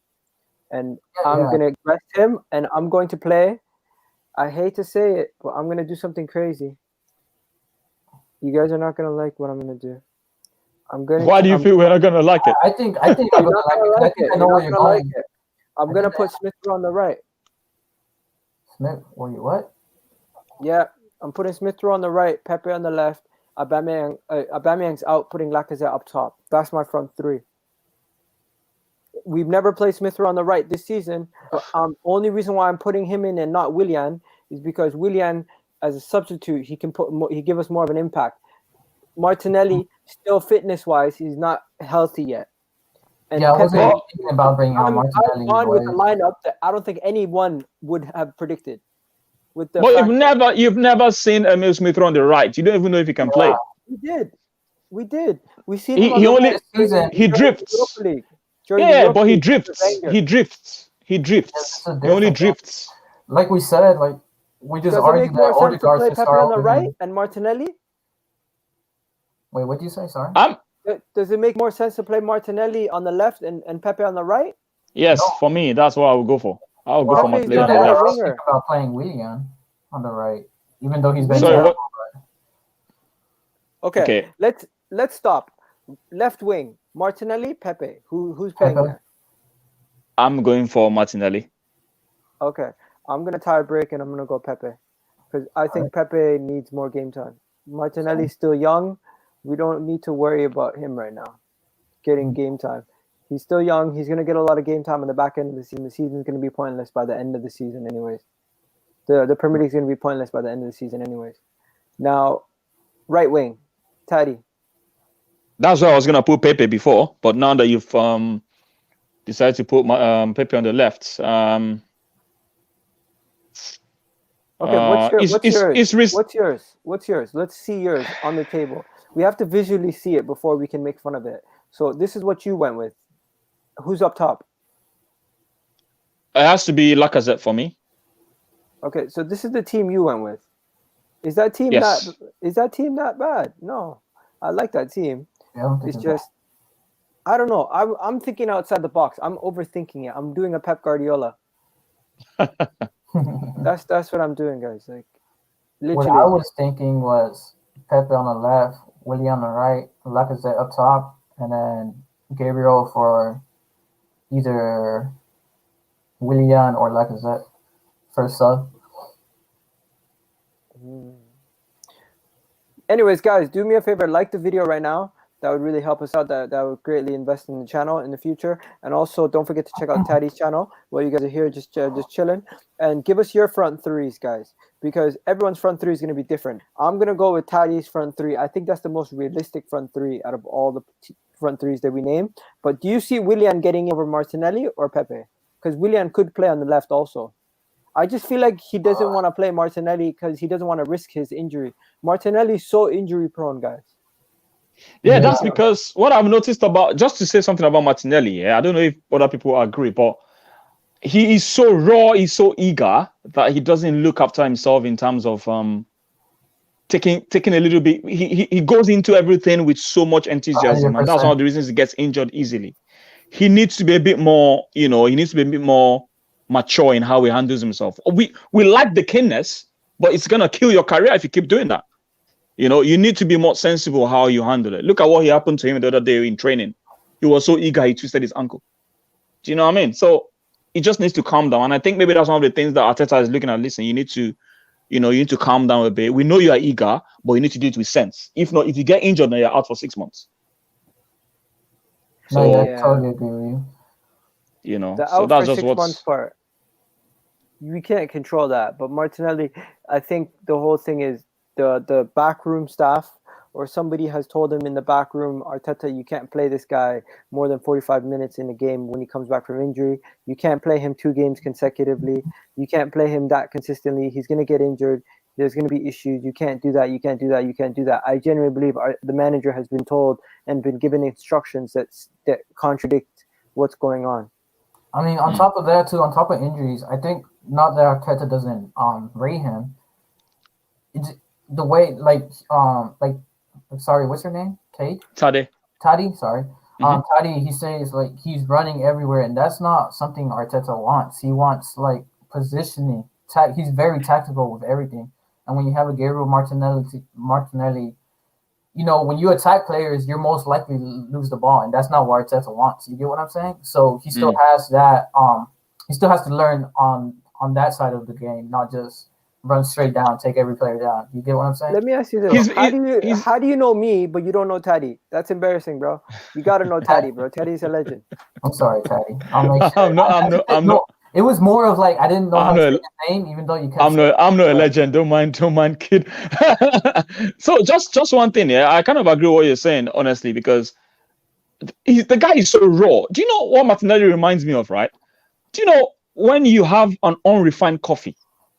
And this is good for him in a way, coffee that is not even refined. It's just raw. It's just there. You get on the street, If you allow that guy to play without a jersey, he's gonna play without a jersey. Literally, he's gonna go. I'm serious. He's so eager, and he doesn't look at other aspects of the game where he needs to be more smart and sensible. He just goes all in. I want to play. You need to calm down a bit, man. He reminds me a lot of Tierney, but without the tactical side of it. Thank you. Thank you. You hit the nail on the head. Thank you. Exactly like Tierney without the tactical. Thank you very much. You hit the nail on the head with that. No, but the funniest part of what you just said, it's like a guy on coffee, he just wants to play. You know why, though, right? You see, because each run he does is sprint. That's the thing. Each walk he does is a jog, actually. Yeah, I don't know, man. The guy stops jogging once the whistle is blown, which is, like I said, it's great to have. Yeah, I love this Brandon guy. This Brandon guy in my chat. He's forever talking about some funny stuff. Always the funniest guy in the chat. God. Stop this. Why? Leave him alone, man. What's done is done. Anyways, oh man. Moving back to the front three. What do you think is Arteta's best front three? If you look at the options that we have, what is his best front three? No, in general. Saka, Oba, and is it Martinelli between Emil Smith? I don't think Martinelli is among his best three right now. I think it's gonna be Oba. Not right now. What is your best three? If you were playing with Arsenal and you wanted to know what their best three is, like for example, someone just gave us Pepe, Saka, Aubameyang. Pepe on the left, Saka, Aubameyang. That is one of our best front threes. Martinelli, Aubameyang, Saka. One of our best front threes. Willian is not in it. Smith Rowe for me is not in it. For me, it's either Martinelli or Pepe. But for me, you gotta look at the Smith Rowe. You get what I'm saying? Smith Rowe is not a right winger, left winger for me. For me, do you know? Smith Rowe. It depends on the type of team you're playing, because you can't. For example, if we used Pepe yesterday, that would have been worthless. Because, like I said, there's going to be two defenders on Pepe every single time, man. Pepe wants to. we couldn't lose the ball yesterday. Listen, I think everything depends on the opponent. And secondly, Yeah. right, I understand. I hear what you're saying, right? Personally, if you ask me, and this is very controversial, my best front three is Saka, Lacazette, and Emile Smith Rowe. When Oba was away, the three of them, yeah, that's my best three. And the reason I say it's my best three is because before Oba came back, then the three of them were doing bits. Let's not forget when we started winning games. It was the three of them that brought us back on track. The three of them combined together, in my opinion. Oba, I keep saying it. Oba is a good goal scorer, but I don't get enough from him. I don't. No, I get you. Yeah. I don't. Honestly, And the thing, if he doesn't score goal, I don't see much from him. George, you let him finish before he. yeah, sorry. You know, so all I'm saying is, right, best front three is not about individuals. Don't get me wrong. Best front three is about, do the three of them understand each other well enough to combine as a unit? That's what I mean. So I'm looking at them as a unit, and I look at Emile Smith, I look at Saka, and I look like Lacazette. As a unit, for me, they formed the better partnership for me as a unit. But as soon as Aubameyang came back into the team, it was very obvious Oba and Emile Smith don't combine well as much as Emile Smith and Lacazette. I don't know. This is just my opinion. This is what I think from what I've seen. And someone correct me if I'm wrong, but that's what I think in terms of the unit. No, yeah. Yeah, and you want to know why they combine so well? Because Laka is like a wall. Emile Smith Rowe loves playing 1-2s. 1 to Laka, 2 back, and that's it. Yeah, and then he makes a run behind the defender. Yeah, that's why they work so well. Laka is literally a wall. He can be more than just a goal scorer. He's a wall. Military Gunner's here. Military Gunner's here to say hi to the people. Military Gunner, what's going on? I'm good. Brother, I seen you made an appearance on the Football Terrace. Yeah. Amazing. Did you call in or did Terry reach out to you? Because that's my guy. I actually called in. I called in. Yo, you gotta call in more often, man. We need more Arsenal fans. Positive. We need more fans who are realistic and not just negative for the sake of being negative. Because I like that. Tade is my guy because he always tries to look at the good side of things. Even though we don't agree with Aubameyang not being our best front three, we still have a good conversation, right? But anyways, what is your best front three? You're a football player. You play football. You know football. My best front. Do you agree with Tade where he says Lacazette, Smith Rowe, and Saka has been our best front three and is our best front three? That is really a good front three, but my issue with that is a lot of quality and ball control front three. But what about the finishing? Good point. Very good point. Okay, so for the I'm a striker. I also play on the wing. But what I do know is that you have a variety of different types of strikers. Certain game fits certain strikers, and then you have the complete striker. Now, the complete striker, he normally has his weak area. Aubameyang's weakest area is actually his hold-up play. That is his weak. Any defender, you could be so small or tiny, you could bounce him off the ball. But you don't play those strikers in that type of game or in those situations where his weakness would be exposed. So for a player like Aubameyang, he's consistently running off the last man. That is how you use a player like that. And he's so lethal whenever he's in the 18-yard box. Mm-hmm. He's so lethal. This is the important thing about Aubameyang. And this is the reason why Aubameyang will always be better than Lacazette. Despite Lacazette has the more touch ability, the ability to come deep and collect the ball. Aubameyang has his movement inside the 18-yard box is like it's second to none. It's elite movement. And it doesn't matter which team you're playing against. It could be a deep block, low block, midway block, or a team that plays high. Those movements is critical because those movements gives you the goal. That is the reason why Aubameyang will always outscore Lacazette. It's not a case in which the chances are created when Lacazette is playing, but he's not there to finish them. Whenever the chances are created, Aubameyang is always there. Yes, he might miss a few, but he's always in that position to get off a shot. So I understand when you say in combination, Lacazette, Odegaard, Saka, Smith Rowe, they play really well together because they are high quality, high touch players. So they combine well. But it is not only about combination. There has to be the final product, which is to get the ball in the back of the net. That is so I love every single thing you've said. Honestly, that was in fact you put everything across better than I would, right? And the accent makes it sound even better. Where are you from? Anyway? I'm from Jamaica.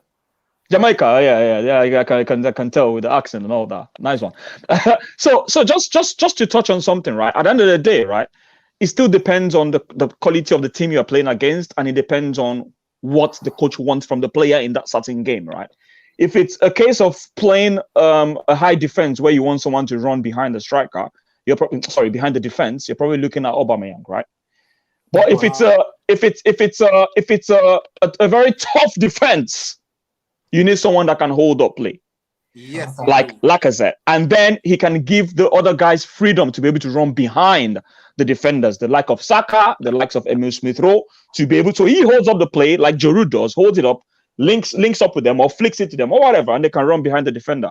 So at the end of the day, right, it's a case of what do you want more as a coach? All right. Do you want that goal poacher, or do you want that person that can hold up play and link up other players in the team?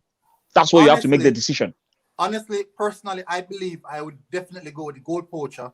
The reason being for that is there's a stronger chance of you getting a goal. It is like this. When you buy the lottery ticket, there's no way you can win a lottery ticket if you don't buy a ticket. You cannot win if you don't gamble. So you cannot just wake up in the morning and say you win the lotto. It is impossible. And you didn't buy it. It's impossible. Or someone bought it for you. But the important thing about a poacher is he's always there in the 18-yard box, loitering and lingering about. So, for example, I'm going to give you the perfect example. Our team problem is not solely about Aubameyang not scoring in those type of games. It's about we not providing enough opportunities, because as a striker, we work on volume. Arsenal, Aubameyang is nowhere near Salah, Mane, even Hurricane in big chances missed. Is nowhere near, because he didn't get that volume of chances. So in football, you create 50 chances. The striker will likely score 5 or 10 with 50 chances created. That is the volume. No, our volume is this. We're creating 10 chances and we're expecting Aubameyang to score 9. We have a low volume chance creation, and that is what is impairing us. But as I'm going back to the point in which I'm using someone as an example, Jamie Vardy, perfect example. Jamie Vardy is not a low touch player. He does not connect. He does not build up. He has no involvement in that. When you see the likes of Maddison and Harvey Barnes moving the ball, all Jamie Vardy does, it could be a low block, our team playing at half-line. All Jamie Vardy does, wait on the last man and move and roam with the center halves. That's all he does. And wait at his chance, his perfect opportunity. It's all about timing, when he can time that run, and then he strikes you. So I understand when you said it is important to have a player that you can link up with the central attack, with the midfielders. It is critical. It is important. Yes, it is. But it is more important to get that man inside 18-yard box to score the goal. And I'm going to give you a flashback. Think how many times, how often we're playing with Lacazette and the ball would reach Smith-Rowe down the byline or Kieran Tierney down the byline, even Saka on the byline. And when you look in the 18-yard box, there's no Lacazette. The 18-yard box is empty. How many times have we seen that? So can I just say something quickly, right? So this is the thing, right? It's, for me, it's different ways of seeing football. Yeah, and I agree with everything you've said, right? I'm coming from a different view, and the view I'm simply coming from is I'm looking for a player that can help out the other guys around him. What do I mean? If you have someone like Lacazette, Lacazette gives other people the opportunity to be able to have an opportunity towards scoring goals. When you have Oba in the team, you hardly get that. You hardly get other people getting the opportunity to be able to be in the 18-yard box to score the goals, because he will never hold up the play. He's never going to link up. He's never going to give them that flick. He's never going to give them that through ball. Never. You're never going to get that from him. So what I'm just saying, right, is if you have someone like Lacazette, you are able to bring other people into the game to have the opportunity to add to the goal scoring. And for me, that was one of the reasons why we're able to see the likes of Saka, the likes of Emile Smith-Rowe, getting in on the act to be able to score goals. However, when Oba is in the team, you find out that the focal point is all Oba. So I'm not saying it's right or wrong. Don't get me wrong now. I'm not saying anything is right or wrong. I'm just saying these are different things you need to consider as a coach. That is a strong point. So I think the reason why you see Arteta, whenever he plays Aubameyang, he's trying to go with as much technical players. These people are rude, bro. Sorry, I don't know. They're not talking about you, military crooner. Believe that. You're blessed. It's Are not they talking? trying to- Are they it's talking not about trying me to then? use- So Nah, they're talking about me. They're like, yo, the hat. Guys, if So you see he's this trying to without use the that hat, it's much not good, technical bro. ability around Aubameyang, where so not it is good. like this. So you cut the margin with the technical ability. So when you have Aubameyang inside the 18-yard box, you need these extremely technical players who can play the ball around 18-yard box, creating a Yeah, like what we saw in the game, like what we saw in the game yesterday, the two Yes. runs he made, and you need Saka. If without Saka, I don't think anyone would have seen that pass yesterday. Pepe would not have seen that pass yesterday. He will probably dribble 100 people. So the goal that Aubameyang scored, that goal that he scored, do you think that Lacazette? Remember, they were in a low block. Do you think that Lacazette would actually? No, he doesn't. Do you think That's that not even Lacazette would be true. on the back post, daunting to get that goal? The second one, No, I think, not the first one. Lacazette, no. The second one, yes, not the first one. Why? The first one, I've seen Lacazette score the second one. I think he can do that. But the first goal, not Lacazette. The way he ran across. I don't think Lacazette can do that. But that other one, the header, I think Lacazette has done that All before. right, let me tell you why Lacazette wouldn't score the second one. Why? As you said before, perfect example. Lacazette is an high volume touch player, which means that wherever the ball is, he's going to be as close as possible to the ball. So when you see Saka with the ball over on the right hand side, him linking up with Odegaard, Lacazette will naturally get attracted to the ball and go a bit closer to them to try and get the one touch for them to move off him. That is not Aubameyang. Aubameyang is looking for the space in behind where he can exploit. That is the reason why Aubameyang would score that and Lacazette wouldn't score that. Lacazette wouldn't be at the back post. It'd be closer to Saka. Let me give you guys an example.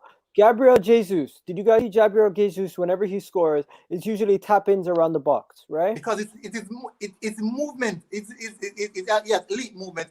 Many people don't like him, but he has elite movement. Now the reason why bring him to Arsenal. The reason why I'm talking about him is because he gets created a lot of chances. He does not miss as many chances as Lacazette. Or is it because, but when you think about it, he misses more chances because he gets so many chances that don't actually ever become anything. So miss. Yeah. That's true. But as I said before, he's young. A lot of people don't remember. They keep on. 1 second, military gunner. I wanted to finish my point. My point. My point is, Lacazette is not brave enough because I will see Jesus do try his best to get a header on a ball or try his best to get his foot. He will literally risk injuring his knee, putting his foot between two defenders coming like this, where Lacazette will go. Like I don't see him showing the effort. Can I ask you a question? Who do you think is braver? Is braver an English word? Yeah, that's an English word. Who do you think is braver? That sounds weird. Anyway. Lacazette. No. I'm saying Aubameyang. when you go for a run and you see a defender there, you see Lacazette does not bust his gut. It pulls out. I hear what you're saying. I hear what you're saying. I'm just asking. I'm moving on from what you said, right? To ask a question. Between him and Aubameyang, who do you think is braver? I think Lacazette is even braver than Oba. But Lacazette is not willing to risk his body, where Aubameyang is willing to risk his body to get a tap in. You think so? None of them. None of them. Let me tell you who would risk their body. Martinelli. Martinelli would go all in. That's why he's getting injured. Left and center. That's careless. Yeah, that's really careless. But that's what I was saying. I don't know if you. Sorry, I don't know if you heard what I said before you joined about Martinelli being the way he. You compare him to Tierney, they are similar in regards. The way he goes in and doesn't look after himself. He just he needs to be careful about that. Do you know that statistics shows that these type of players don't really, their career is not long? So he needs to be careful. Yeah, they have to be careful because what happens is that if they are not on proper, and I mean proper and serious dietitians, their career normally shortened because of injury. Then they normally get the worst injuries. For example, so not going to compare them to this guy, but Cristiano Ronaldo, he goes all in 100%. But Cristiano Ronaldo lives on strict dieting, and a strict lifestyle. So not many players have that mentality. But I see Gabriel as one of those type of players with those mentality. But military Guna, there's something that this player, like Henry, for instance, Thierry Henry, these guys are smart. Don't think because they're just going to headers and all that. Yeah. They're looking around them. You're a striker, man. Yeah. Before you make your run into spaces in the corner and all that, you're aware of where you are. You are aware. So you're looking at the ball, but before you jump, you actually know where you are and go for the ball. You need to be careful. Listen, people, leave Claude alone. Claude's a nice man. Leave him alone, people. I don't know why people are internet. Oh, so this is what I do as a striker. My first intent, the moment I'm on the field, I picked up the first defender that I know that I should attack. I look for the weakest one, and all you know, you know that you look at their body language. It is both of them body language. Not all players' body language will be the same, and you target the one who has the weakest. It seems as if he's the weakest with mentality. Then no, throughout the game you'll realize who's the better one. Then you target that one. Now you look at his weakness, how he controls the ball, how he turns the ball. You can realize if he has an injury or if he's cautious on a particular side, and that is how you target them. So the most elite strikers, these are the things that these type of guys look for. These Vardy's, these Aubameyang, even Ronaldo. They know these things. If you realize, look at Messi, Lionel Messi, the first 5 to 10 minutes of any Barcelona game, it does not touch the ball. He just goes and walk in between the defenders and observe the defenders. That is what he does. Many people don't know that. I can watch it and watch all his game and you'll see. If you touch the ball more than 5 times in the first 10 minutes, you'll never see that happen. You'll never. You observe and realize. Yeah. So these are some of the things that I realized, and then I said, okay, so these things apply in football. And what most fans, we as fans, we don't understand. We don't understand the psychological aspect of it. At all. Look, I agree with you. I totally agree with you. We pay no regards to it. So, for example, we know Saka is tired, right? We all know Saka is tired. But our first intent as fans are, give him a rest. That is our first intent. Why? Because we as fans, we see that he's tired. But is giving him a rest the best option right now with the form that he's in? It depends. It depends. It depends because it really depends. Because I honestly see what you're saying, right? I totally see what you're saying. However, you can't take away the fact that fatigue is quite important. Sorry, you have to take look at the fatigue, because sometimes fatigue can play on certain players' minds. It can also play on certain players' ability on the football pitch. Sometimes because you're tired, those runs that you want to make on a good day, you would not make them because you're tired. So sometimes you need to be a bit careful about that. And I know I see where you're coming from. Yeah. Because if it's like I've said it before, right? When you're on form, right, you are eager to want to play the next game. You're like, coach, I want to play the next game. I'm on fire. Do you know what I mean? You want to play the next game, but at the same time, they need to be managed. Look at Tade. Tade told Arteta, I want to play. He got injured within 45 minutes when he came back on. Can you remember the game? So you need to still manage them. Yeah, and I think Arteta is actually trying his best to manage the players as best as possible. But even in my WhatsApp group, I have a group with many Arsenal fans, and we were disputing the issue of Martinelli and the reason why Martinelli is getting less game time. And I come under a lot of scrutiny for it. And I said to them, I do review on my channel on training sessions. I do review on training sessions. And for the last 2 training sessions, I've been extremely keen on Martinelli. And I'm watching him through the warm-up, the stretches. And he's not doing the complete movements and carrying the complete action. And I'm saying, you have a psychological block. He has a psychological block. And I can see it in his stretches. And many people don't understand that, because I watch his program. He's a sports scientist, and he said that one of the issues that Martinelli is facing is actually not physically because he's fit, but it's a psychological aspect. So what we expect of him, we will not get of him until he's fully overthrow that psychological aspect is blocking him. And I understand the reason why Mikel Arteta is not just throwing him in the deep end like that, but we have to understand that these players, Martinelli is 19 years of age, and we have to be very, very careful with him. And because he's 19, he has his entire career is in front of him. So there's no need for us to be rushing him right now. There's no need. But fans don't see that. This is the thing, right? Fans don't see that. The only things fans care about is, this guy is good, play him. A lot of people don't go to the background to actually understand why these decisions are being made. They just make that decision and No, get angry at Arteta, make conclusions and all We that. are fans. We can coach a team. We're better than the big coach. That's the thing. We know better. Than You know what? what? I did not want to say Kesh's words because he would come in. You know, he said the other day he's a center back. He used to play at academy level. He said Lacazette or Aubameyang. Who do I want to play against? It's Lacazette. Every single day because Lacazette with you just need to see his backside and you know where he is because he will literally just show you where he's going with his movement. Where Aubameyang, 1 second you're looking at him, next second he's gone. You don't know how to defend a person when you don't know where they're gonna be, where they're gonna pop up, where the ball is. You can see the ball, but if you don't see the defender, you don't know what you're doing. When you're defending against Lacazette, you drop a little bit deeper, you see him, you see the ball, it's in your eyesight. He will never leave your eyesight. Egal, let me ask this question, right? When you guys were talking about this earlier, when military was saying, is it military Gunnar? Is it? When you were saying, when you were talking about Lacazette Oba, people need to also understand, right? What's funny?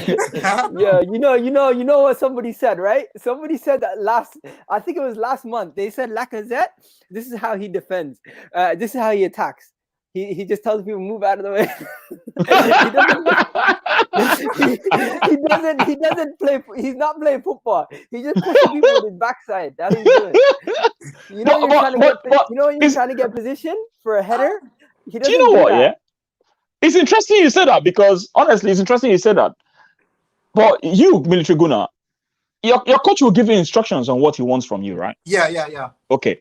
Now, should we also try and consider the fact that maybe this is the instructions that are given to Lacazette and what they want from Lacazette, and he's just doing what has been told to do and not necessarily running behind the defenders. The reason I say this is because this guy scored 20-something or how many goals in Lyon before he came to Arsenal. He was scoring goals. All right. He was banging goals. So is it also down to the instructions that, listen, you are good at hold-up play. What I want from you is to do this hold-up play and link up with players. It's possible, just like Giroud. All right, so real and truly, yes, he did score that many amount of goals in Lyon, but this is what we're not doing. We're not taking context. So, for example, in that league, Lyon is one of the biggest teams in the league, right? Mm-hmm. Which means that 70% of the time, they will be dominating the games. 70% of the time, they will be dominating the game. And dominating the game allows you to be in their defensive third. As a striker, you're in the 18-yard box. A lot of those goals Lacazette scored, he scored a lot of penalties as well. That many people don't talk about. He scored a lot of penalties, but many of those goals were actually in the 18-yard box and slightly outside of the 18-yard box. So it's not like he's trying to run in behind or anything like that. So that link-up play was his natural habitat. That is how he plays from day one. Now, what Arsenal need right now is a combination of both players, link-up and one touch. Yeah. So that is the reason why I got a bit excited when I heard them mentioning Odyssey Edward from Celtic, because I'm telling you, my God, that guy is going to be a dangerous striker. I haven't watched him.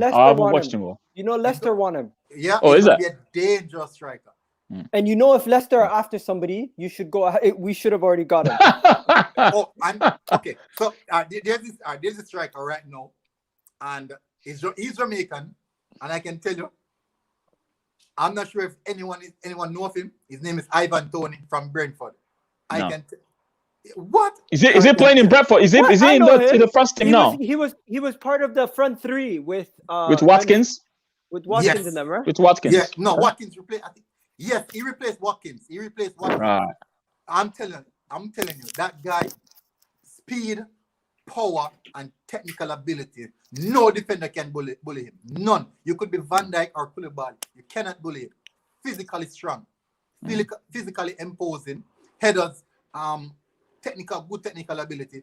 What's his stats? Many quality players out there, I can tell you. But we'll see what Arsenal do coming this summer. But I think Arsenal have their eyes on Odyssey Edward. I think he's a strong possibility for Arsenal. Hopefully, we should be snapping up these young players from Brentford like for nothing and just put them in the academy for a couple of years.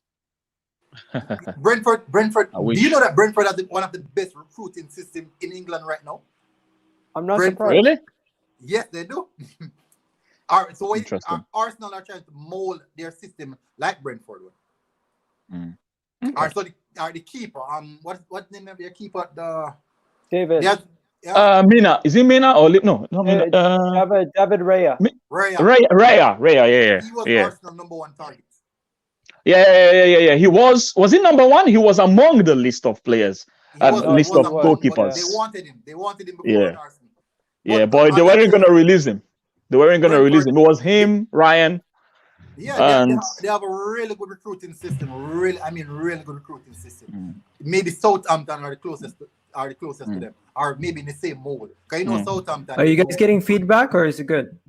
It is good. It's all right.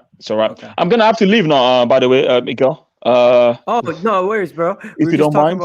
Yeah. You have yourself a great day, bro. These things go long sometimes when I'm doing them.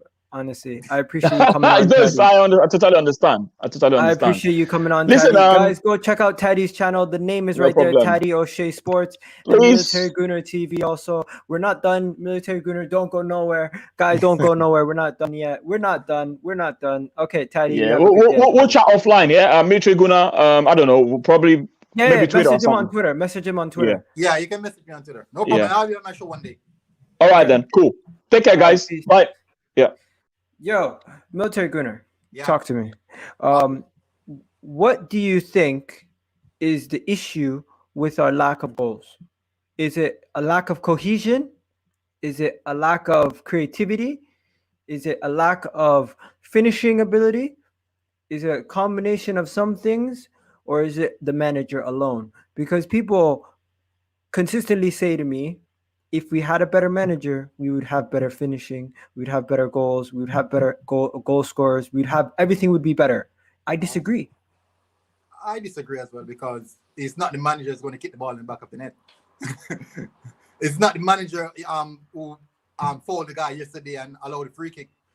It's not the manager who actually head the ball towards our own goal yesterday. And basically, if we lost that game, Arteta would be the one who's going to take the blame for it, all the blunt. And it was actually too silly mistake by Nice Saliba. And that is, we know that the manager should take blame for certain things, but come on. And we're only looking at what happened yesterday. Are we going to look at what happened in the first leg, where so many chances were created for Aubameyang and he missed so many clear-cut chances, one-on-ones, all this type of thing? We're not looking at that. But guess what? Football is an emotional game. We react based on how we feel and how we think. So, for example, yesterday, because how the game went, we were caught in so many mixed emotions. We didn't understand if we should celebrate or we should be feeling lucky. We were just stagnant. We're just in a dark, gloomy place because we're not sure what to do. And really, the truth is that we should enjoy a win. It's always good to enjoy a win. It doesn't matter what the situation or what the case is. We should always enjoy a win.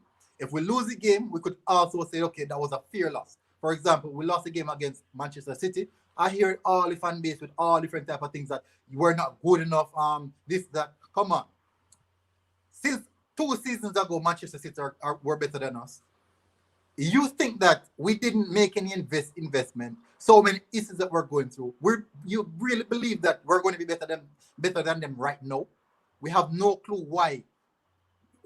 As fans, as I said before, we speak emotionally, we act out for emotion. That is good because we're emotional, we're passionate about our club, we love our club. As I always say, as fans, we have to rally down our mindset and say, okay, we are a big club, but we don't have a big team. We don't have a big squad. We are a big club, but we don't have a big come on, squad. Latish. I see you, Latish, in the chat. I'm going to put the link in the chat. Come on, bro. I appreciate it, Latish. So we have a big club. We support a big club, but we don't have a big squad. And we have to accept that. Because in my group, I WhatsApp Manchester City bench. And on their bench, they had Sergio Aguero. They had Foden. Kyle Walker. Walker. Also, Jesus didn't start, right? He didn't start. Sterling started as a false 9. Jesus started against us? No, so Kyle Sterling Walker. started as a false 9. Let me say, they had Stefan, the goalkeeper, Kyle Walker, they had Rodri, they had Foden, they had Sergio Aguero, they had was Bernardo Silva starting? No, he was on the Bernardo bench. Silva started. And Foden bench. Foden was on the bench. Foden was on the bench. Yeah. Maris started also. So I can't think about all the players that they had in the team right now. Yeah, But but let's just say I counted during the game, and Kesh also put Jesus in that list. Rodri was in that list. He put the defenders. Laporte was in the list. Yeah, so he put about 7 to 6 players on that list. Ridiculous. That could walk in our starting 11. Walk in the team. So just for that alone, we should realize that, okay, the reason why, me personally, I look at the game on a different perspective. I look at the tactical aspect of the game. That intrigues me more than anything else, the tactical aspect. Goals will naturally come. But the tactical aspect of the game, I'm very much interested in it. And I was watching the game and I was saying, okay, this game can be it's always a tactical battle between Pep and Mikel Arteta. No, when we hear Pep Guardiola said Mikel Arteta is a clever manager, as Arsenal fans, or first demeanor is this, he's just taking a piss. That is what we think. He's taking a piss and he's just clowning around. That's what we believe. So if you should take away that, when Pep Guardiola says Mikel Arteta is a clever coach, I can tell you, he's genuinely saying he's a clever coach. When I'm watching the game, I'm saying this game is a tactical battle. All those gaps that are being emptied are being filled right around the game. You can see where Cancelo has been trapped by Bukayo Saka. Cancelo's playing an inverted right back, but playing an inverted right back, he has a free roaming role. Now, most of the players are static in their position, maintaining possession of the ball, but Cancelo has a free roaming role. That is the reason why Cancelo has the privilege, and not Zinchenko, has the privilege to even end up in our 18-yard box to take off a shot. That is the reason why, because he has a free roaming role. And now, the thing is, he's so fit, he's on form, so he has the ability to do it. No, the entire game was just a tactical battle, and I really did enjoy the game, but I could see where Mikel Arteta was doing a few things wrong, and when he came out in the halftime, it was corrected. But the issue is that the players, the quality players they have to retain the ball, it made us incapable of getting anything on. We couldn't get any shot off, we couldn't get any final pass, just the quality that they had. We played well, but their quality just superseded what we have. If we had a Thomas Partey, someone who could progress the ball a bit faster in those danger areas, maybe we could have at least hurt them just a little bit. But their quality was ahead of ours. Okay. So can you hear me still? Yes. Okay, so I need to ask you guys a question. I need to ask you guys a genuine question. There's a bunch of transfer stuff that's gone on with Arsenal lately, so we're gonna talk about it. Let's start with the first one. Can I just say one thing before? So I just wanted to ask: have you heard any of the Arsenal fans say that Manchester City only beat us 1-0 because they had a Champions League match coming up? But they didn't say the fact that Arsenal had a must-win Europa League game coming up as well. If we lost, our European ambition for this season was done, and more or less our season was done. I didn't hear any Arsenal fans say that we had a Europa League game coming up, so even we didn't put in maybe our 100% and we could have done more, and maybe we had one eye on that game. But a lot of people have said that Manchester City had a crucial Champions League game coming up, so they took off Kevin De Bruyne, they didn't play some of their best players. So I don't get the fact that why do Arsenal fans don't want to also consider the fact that we had a crucial game coming up, and they should be saying that both teams had a crucial game coming up, but they just say that Manchester City took it easy, that is why we lost only 1-0. They don't give us any credit. I don't think Manchester City they didn't take it easy because their best players were on the pitch. All their best players were on the pitch. Gundogan is their most informed player right now. Their best player is Kevin De Bruyne. He was on the pitch. Their best defensive midfielder, Fernandinho, was on the pitch. Their two most informed defenders, Stones and Ruben Dias, were on the pitch. Their most informed right back, Cancelo, was on the pitch. Their left back, Zinchenko, was on the pitch. One of them was an informed attacker, Sterling. Let's read this. Egal. No, you don't rate Laka, but Jesus ain't better. They are about the same. I'm not saying I don't rate Lacazette. Nobody said I don't rate Lacazette. I'm just saying Lacazette has let me down so much that I was the same guy who was comparing him to Roberto Firmino, saying, you know what, Roberto Firmino does not get stick, Lacazette gets stick.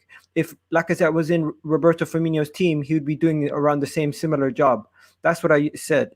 And to this day, that still bites me in the ass because Lacazette let me down. So when players don't back you, when you back them, it's not easy. It's not easy. Can I say something about that? Yeah. How old is Gabriel Jesus? What? How old is Jesus? Like 23, 24 probably. 24? I don't think it's that old. It's about 23. Yeah. And how old is Yeah. Lacazette? 27, 29. Lacazette is about 29. He's in 29. Lacazette is in its end of his career, and for it comes says that they're about the same. So you're comparing a striker who is at the end of his career versus a striker who is starting, and they're the same. It means that the one who's starting has a higher ceiling than one who's finishing. Ooh, I hear that. Yeah. Okay. He could, but his finishing is as bad as Lacazette's. He has other attributes though. Yeah. Okay, so are we gonna get into the transfer rumors in a bit? Because I haven't done a video on the transfer rumors, and I might as well we might as well talk about it now. So the first thing, right? This is the latest Arsenal news, guys. The latest Arsenal news today. So we're gonna get into that. The latest Arsenal news. That's the topic that we're gonna talk about now, okay? And I know you cover Arsenal and you talk about Arsenal all the time on your channel, Military Gunner. So let's talk about it today. One of the stories. It's not a new story. Bellerin wants to go to Barcelona. Barcelona are looking to do a swap deal for the Spaniard. Okay, they're looking to do a swap deal as of James Begin said, and they're trying to do Junior Frimpong. Frimpong. Junior Frimpong for Bellerin swap deal. I don't know if it's swap deal plus cash. Frimpong play left back. Yeah, but Arsenal were interested in him as a backup left back. So they're saying Frimpong as a backup left back. Frimpong or Frimpong? F-I-R-P-O. F-I-R-P-O. Barcelona. Yeah, Frimpong. Junior So, Frimpong. All right, so Arsenal are tipped to, guys in the comments, tell us what you think about this. Arsenal are tipped to target a swap deal for Barcelona. They have offered it. I don't think we are the ones triggering it. I think it's a conversation. The exact report, you want to know what it says? Let me read it. It says, surrounding the recent long-term future of Bellerin could take center stage with the media in this week. And it says, James began critique the source of Bellerin ready to depart from Arsenal for a new challenge. And this comes to claim Gunners are keen for the services of Barcelona's Junior Frimpong. yeah, he's a good left back though. He's young. My problem is that I'm not sure if he will adapt to the physicality because he's a lightweight. He's a really lightweight, so I'm not sure about the physicality of the game. You know, in the La Liga, it's all about technical ability, so you don't necessarily have to have this big frame. So, I'm not sure about that one because, all right, so guys, our left back in the U team, Lopez. You know Lopez, right? He's our left back in under 23 team. He's also a lightweight. He's a very good left back, but he's a lightweight. I've watched many under 23 games. I've seen him being shrugged off just easily like that. So I'm not sure we should go for the lightweight. That could be a problem. I'm more for. We're gonna talk about Max Aarons and stuff, so don't worry. Just yes or no. Do you guys want him? Yes or no? People in the chat, yes or no? For me, Frimpong, if I'm gonna take Ryan Bertrand, I can't be a hypocrite. As a backup, I'll take Frimpong. But if his wages are over 100 something, hell no. No, he's not that. He doesn't have those wages. He's nowhere near those. He's a young player coming from their youth system, from La Masia. It's junior for Firpo, right, or something like that. Not junior Firpo. Firpo. Okay, so let's talk about possible replacements for Bellerin. Okay, I'm gonna throw out some names. First things first, Max Aarons. What do you guys think about Max Aarons? What do you guys think about the young man? Are you guys interested in Max Aarons? Do you know a lot about this young man? This young man is an absolute baller. and he would come into this team, change our right back situation, make us a better team, make us a better team. He can dribble forward. He can play the inverted winger. He can defend. To me, he would be much more suited to the way a right back is played in today's football. What do you think about that, Max Aarons? He's a better attacker than a defender, though. So yes or no? No, he's not solid defensively. Okay, I disagree. I choose to disagree. I think he's a better defender than the likes of the next person we're going to be speaking about. But Lamptey doesn't play right back. Lamptey is not a fullback. He's actually a Continue. Just 1 second. We'll get to it. Nitish, Max Aaron, yes or no? If it is like an option that we have, and that is like, I mean, it sounds like a good, decent option when he was playing for Norwich. And the other thing is, if you see which teams want him, Manchester United and Everton want him, and I think even Bayern Munich wants him. No, and Barcelona and Bayern Munich. So I think it's better that we take him and we can utilize his services in a way, because one more thing is there, like, as we have other options, but some of them are better as wing backs and not full backs. Max Aarons can at least play as a proper full back, and I think Arteta wants to play a back four, because that helps Tierney's case as well. So if there is a guy on the right who can actually play as a proper full back, I think even Tierney will fit into that system better, because if we are going to a back three, then even Tierney has some problems playing as a wing back. I don't think he wants to play as a wing back. So I think we will go for a full back rather than a wing back. And that is why I think Max Aarons could be one of the main targets that we have, unless someone else steals him from us. Okay. So next, Lamptey. Yes, no, maybe. You smiled there. He's a good attacker. Attacking wise, is very, very good. He can bring a spark. Actually, I think it's best if you just convert him in a right winger, because he's really good attacking wise. Wing back, yes. Full back, no. Okay. He's never played as a full back. Yeah. He's never played as a full back. Yeah, so that's what I'm saying. Wing back, yes. Full back, no. Okay.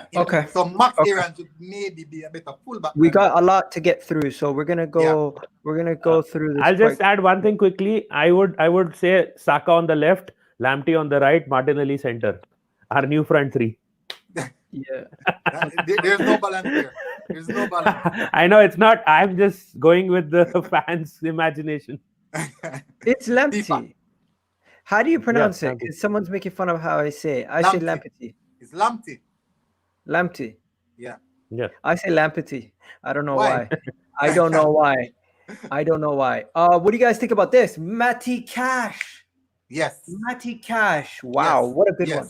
Yes. Yeah. Yes. And then we're not gonna be able to sign him. Aston Villa is not gonna let him go. Okay. How about this? Hakimi. Hakimi. Yeah. Again. No. Want. I will say want. Very, very quick, but he cannot defend.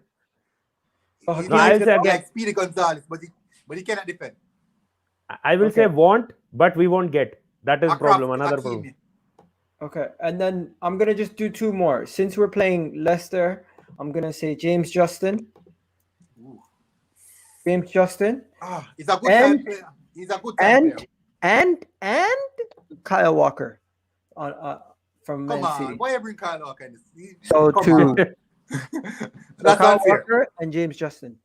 Kyle Walker is the best defender. Yes or no? Right back out of all of them. But would you take him? Former scum. If we can afford him, yes, definitely, without a doubt. Right today, if we can afford him. Why will but Kyle Walker even consider coming to Arsenal when he's going to win the title this season? If he believes in the program. Man City are ready to get rid of him. Manchester City are ready to get rid of him. Arteta used to manage him. Arteta used to be an assistant coach of his. And you know what? He has a relationship. Arteta has looked at the Man City players who are trying to leave, like Fernandinho, and said, you know what? I might as well bring him in. He even tried to contact David Silva to say, yo, come to us. But he's like, nah, out of respect for City, I have to leave the Premier League. So Kyle Walker. Good for us, though. Kyle Walker. Really good for us. Is Kyle Walker the solution at Arsenal? Is Kyle Walker? He could be. I don't think so. To me, Kyle Walker's overrated. He's garbage. He's not a good defender. He uses his pace to get him out of problems, and he is not actually a good man-to-man defender. Manchester City, he's able to play in a way that they hold on to possession and will benefit him. If he came to Arsenal, where you have to defend, would he be able to defend? Yes, No. better than Bellerin, but will he be able to defend? No. So, And he's 30. you're 30. missing one person at right back. It's actually one of the best one-on-one right back in the league. One of the best. Ricardo Pereira.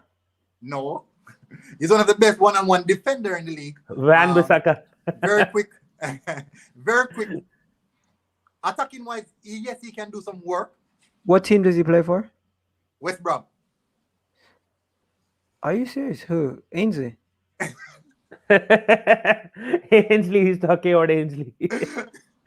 Yeah, but he does not want to. He does not want to solidify himself. Ainsley's career at Arsenal is done the moment he chose to go on loan for Yeah. a team to play in the midfield instead of playing as a right back. And he would have been an elite right back. He would have been an elite fullback. His career is done, bro. His career is done. Yeah. Now, let's move on to the next topic. The next topic is we've already spoken about Osman Edward, and it's reported that he could be sold now for a mere £9 million. Woo! That is ridiculous. Anyways, moving on from that, we're gonna now talk about Arteta said message to the fans from the mid. Danny Ceballos was talking about Arteta. You can see Arteta sends messages to the fans about midfielders, raving about Danny Ceballos, saying he loves Danny Ceballos, and Martin Keown saying how from impressed he was about Danny Ceballos. And Arteta has praised the midfielder despite his errors and despite everything, and he celebrated every goal. Now, moving on to Pierre-Emerick Aubameyang, hits back at Jamie Redknapp's comments about him not being ready to fight and almost looking like he's a pushover on the pitch after that Benfica performance, the first time, and the Man City back-to-back bad performances. What did you think about Jamie Redknapp's comments about Pierre-Emerick Aubameyang? Jamie Redknapp would have probably said that Spurs is going to win the league this season. So I don't really think that he knows a lot about Aubameyang. Yes, there have been a lot of people saying that Aubameyang this and Aubameyang that, but as we have been we know now that he had some personal problems going on in his family as well. So I think if the fans start criticizing people now, if Aubameyang doesn't score for another few games, they may start talking the same again. So I think he's having a bad season. Every player can have one bad season. If he's not improving in this season and doing something in the next season, then you say maybe Aubameyang's form is actually gone or he's not serious about it. But if he's not performing for 5 or 6 games or maybe a 10-game period, suddenly the pundits start saying that he's not interested in Arsenal anymore just because he got his contract. Can a player not have a bad season? Lacazette had a bad season, they want him gone. Or everyone wants him gone. Nitish, you cannot have a bad season. You cannot have a bad 2 weeks, or else you're dog shit. That's what people say. All right. So my point on this is that was just for his name to be called in the media. Remember that he loves attention, so you have to remember that. Now, Aubameyang is having one of his worst seasons, and he's already in double figures. This is one of his worst seasons, and overall, he's already in double figures. Now, I'm sure Aubameyang will hit 20 goals overall for Arsenal this season. He will hit 20 goals. He's about 13. Is he on 13 or 14 goals?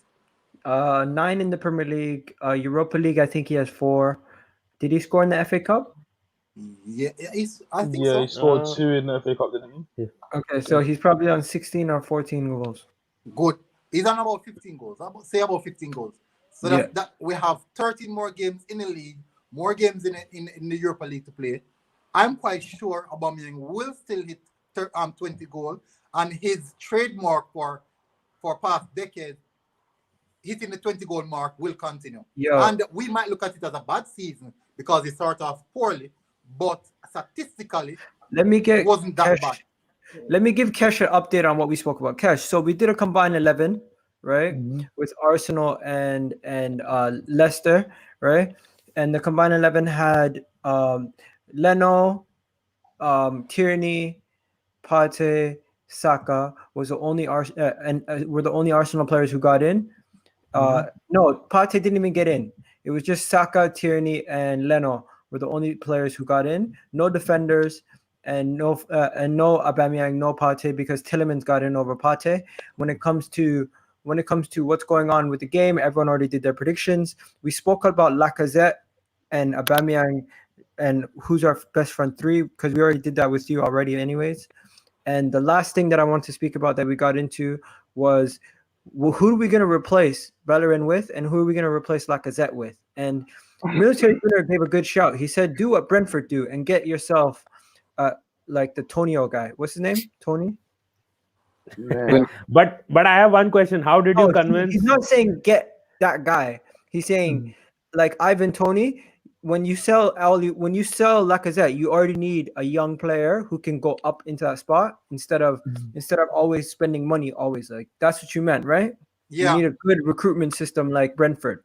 He doesn't mean the actual signing cash. So whenever they replace someone, they normally bring in someone to understudy, like a year before they make the replacement, so that person can gradually make the step forward and understand the style. Yeah, Tade had to leave. Tade had to leave, but he felt like he gave up on Aubameyang as a striker. He wants Lacazette as striker from now on. That was another talking point. So you could pick up wherever we left off. And Samuel, what's going on, bro? What's going on, bro? Yeah, I heard about the hold-up play. Now, you know what? There's a lot of options, but tell me, who is your number one target? Because people are saying Edouard from Celtic. Oh, you got the Rubicon. Yeah, no, but Edouard, I'll say Edouard from Celtic is one of my choices if Lacazette leaves. Because, you know, he's a cheap option, and I think he can develop into a great player because people saying, you know, it's a Scottish league, but if you look at Moussa Dembele, it's like a carbon copy. Moussa Dembele left Celtic and went to Lyon, and now he's banging it there. And I think he went to Atletico Madrid now for like... Yeah, on loan. Yeah, with the option to buy for over 30 mil. So I think I'll take Edouard definitely if Lacazette goes. But I will be one person who will again say that I would keep... Let Cash go. He hasn't said nothing yet. Sure. No, let me hear what Nitish is gonna say. Yeah, I was saying that I would rather sell Eddie. I would sell some of the other players. I would keep both of them and get Edouard in for one season, and because he'll need time to settle. Because if Edouard doesn't perform this season, you know how our fan base is. They're not sparing Aubameyang. So no one knows what they could do to Edouard if he doesn't perform this season, the upcoming season, if we sign him. So I would still keep them and probably try to give Lacazette maybe a 2-year deal and then sell him off after next one season. Listen, if you give Lacazette a 2-year deal, he's going to look to get more money. He's still going to be on the same amount of money he's on now. And then you're going to end up losing him on a free anyway. Yeah, on that Lacazette thing, he's already in a decline. So you're just keeping a declining player in our supposed rebuild. I mean, it's adding to the problem. That would be a bad decision. All right. Can you consider this season as a decline for him, though? Yes, it is. Yes, listen, the whole team's been bad and he's been one of the players. Yes, he scored 8 goals, but the amount of chances he missed and that bad run. The game against Leicester, if you remember, Kesh, at Military Guna, he was through and goal and he headed the ball over from like the 5-yard line. Yes, he scored goals, but the amount of chances he missed, come on. For me, you got to know when let bygone be bygone, yeah? Arsenal are the only team who never realise when a player's sell-by date is. Yep. Any other club is moving Lacazette on. Any other club. Any other club's gonna move him on. What I think is our problem is that especially the fan base emotions to players normally leak into the club. So because we are so sentimentally attached to a particular player, the club feels it and think that they feel a need to hold on to that player. They should make, in which they disregard the right decision which is to be made and go with what the fans' emotions are. Because, for example, the same season that Lacazette won, he won Player of the Season. Since that season, if we had let go Lacazette, there would be an uproar within the fans, and then now the club wouldn't want that backlash, so they hold on to Lacazette just the same. And we should have realized that since then he was in a decline. For me personally, as I said before, Lacazette should move on in this summer, and I think he's moving on. I'm quite sure he will be moving Yeah, on I think this he's summer. moving on as well. Monaco want him. There are actually things in the open that shows that he's moved on. For example, he should have re-signed his contract since last summer with Aubameyang. Yeah. They were both in contract talks, and it didn't happen. Then in this transfer window, he went in contract talks again, and it stood down, which means that definitely in the summer he's going. Now, as I said before, what I would love to see is this summer, if Arsenal should get a striker, he should be in the age bracket of 20 to 23, where he can definitely master his trade under Pierre-Emerick Aubameyang, and also right behind him would have the likes of Martinelli mastering his trade as well. So you have a lineage. So whenever one goes, you actually have the replacement in line waiting. And what that does, it doesn't matter which even if Mikel Arteta should leave, you still have that lineage to take over the front run whenever someone leaves. No, but the problem there is only one thing. If you see this season also, Aubameyang was injured as well. And that is when Lacazette has stepped up. Now, if you're getting the 23-year-old guy, Edouard, you're getting him in. If he doesn't get settled into the Premier League immediately and say Aubameyang is injured, you can't play Eddie every game in and game out. Eddie's not going to be there. So you can't. Who will be your option then if Edouard isn't firing? Aubameyang, the new striker, whether it's Edouard, whether it's someone else, Martinelli, and Martinelli, and ultimately you can resolve the Balogun thing. Yeah. So look at this this way. So you're hypothetically speaking that if Aubameyang get injured and like if Edouard come in and does not settle in right away, but what if on your same theory hypothetically that Edouard comes in and he starts bangs in goal? It could go either way. What if Aubameyang kicks on to another level and we might not need to use the second striker, or we just use it in some different games? So hypothetically speaking, it is just what we think can happen and what can happen. It can go anyway. That's the norm though. Any player you bring in doesn't necessarily come in and settle straight away. Yeah. But if you act like a big club and you go and get the player based on his talent, based on what he's shown, then I don't think the fans are going to complain. The fans want to see something refreshing. So the fans want to see something new. And that's the way we should go. That's the direction we should go. At the end of the day, he's going to be cheaper than what he would be over the last few years because he's going to have 1 year left on his deal. Celtic ain't doing great. So you put the bid down and you get the player in. Then you move the likes of Lacazette on, because at the end of the day, Aubameyang's there for the long run, for another 2 seasons. That is why we committed to him. And I think that's probably why we offered him the contract, rather because we had no intention of actually keeping Lacazette. If he was planning to keep Lacazette, I think he would have signed a new deal by now. Yeah.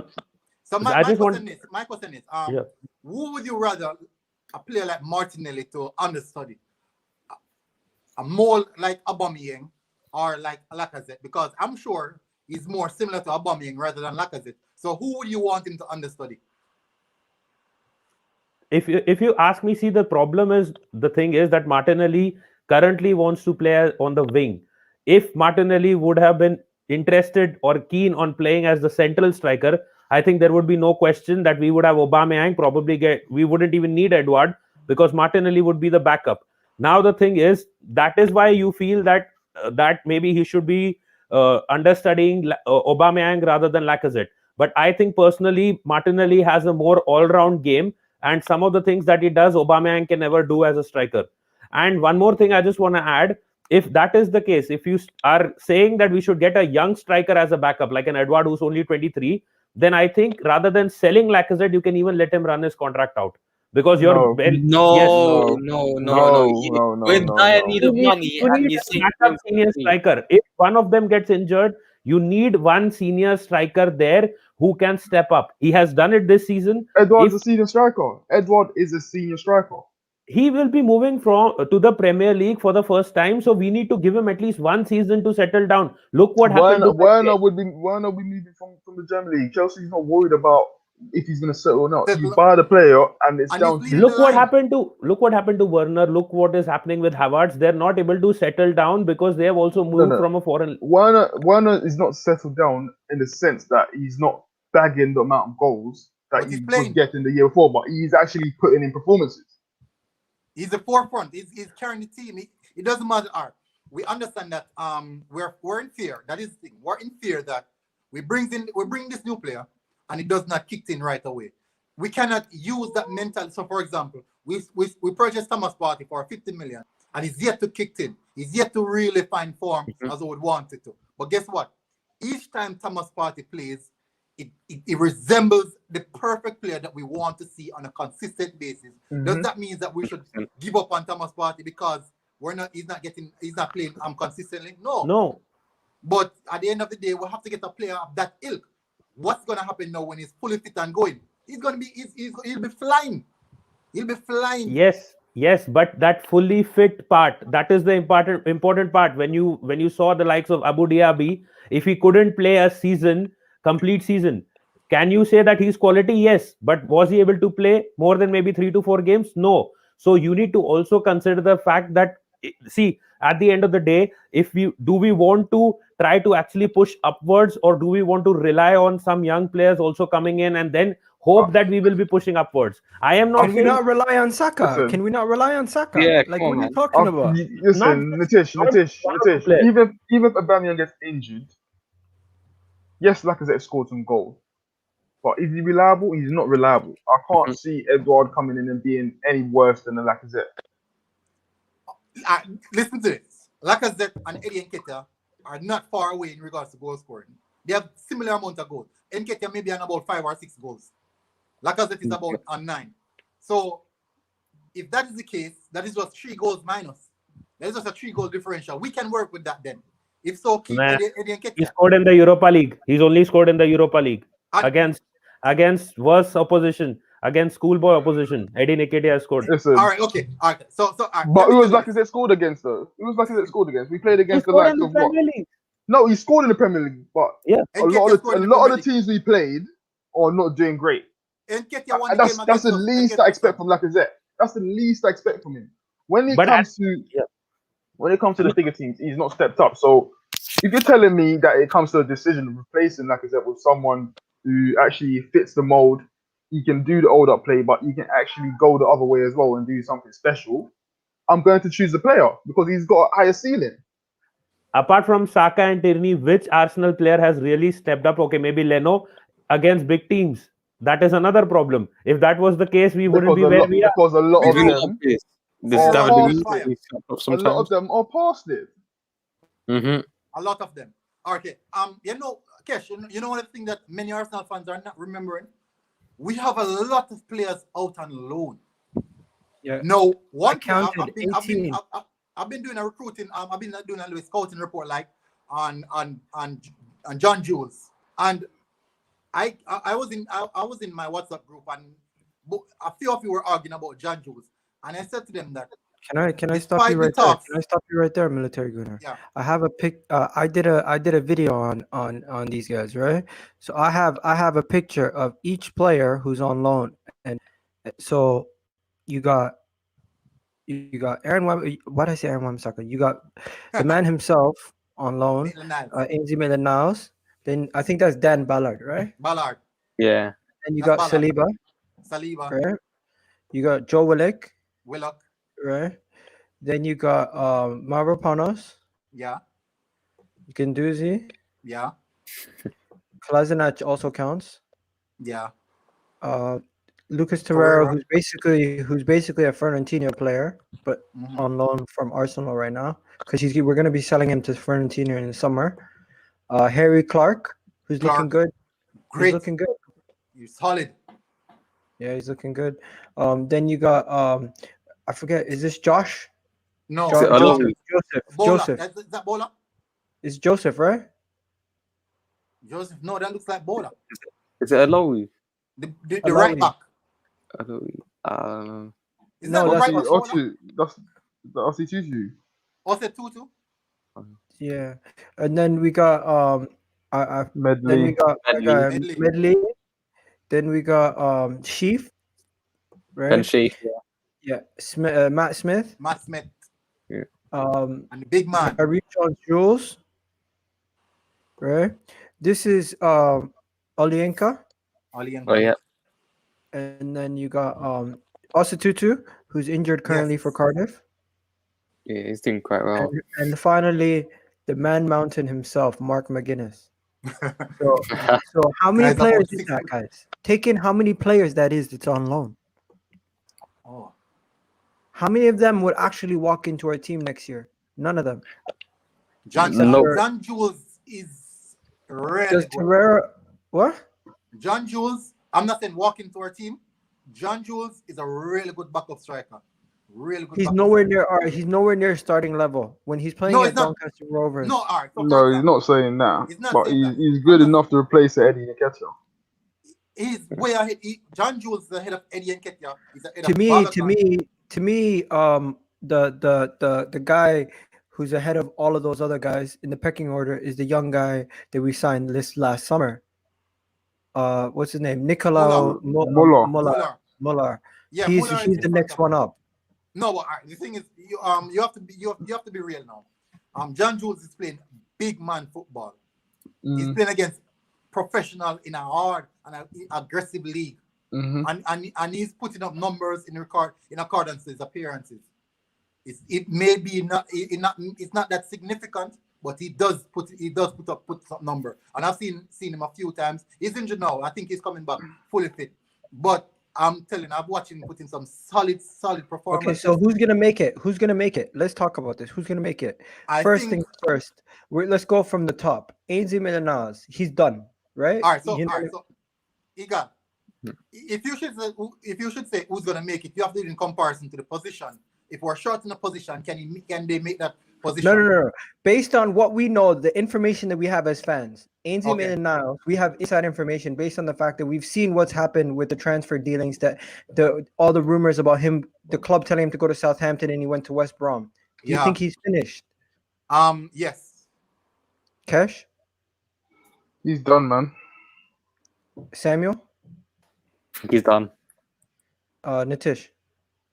I don't want him to be done. I think he's better than what Danny Ceballos is giving us, but I think he's gone now. Really?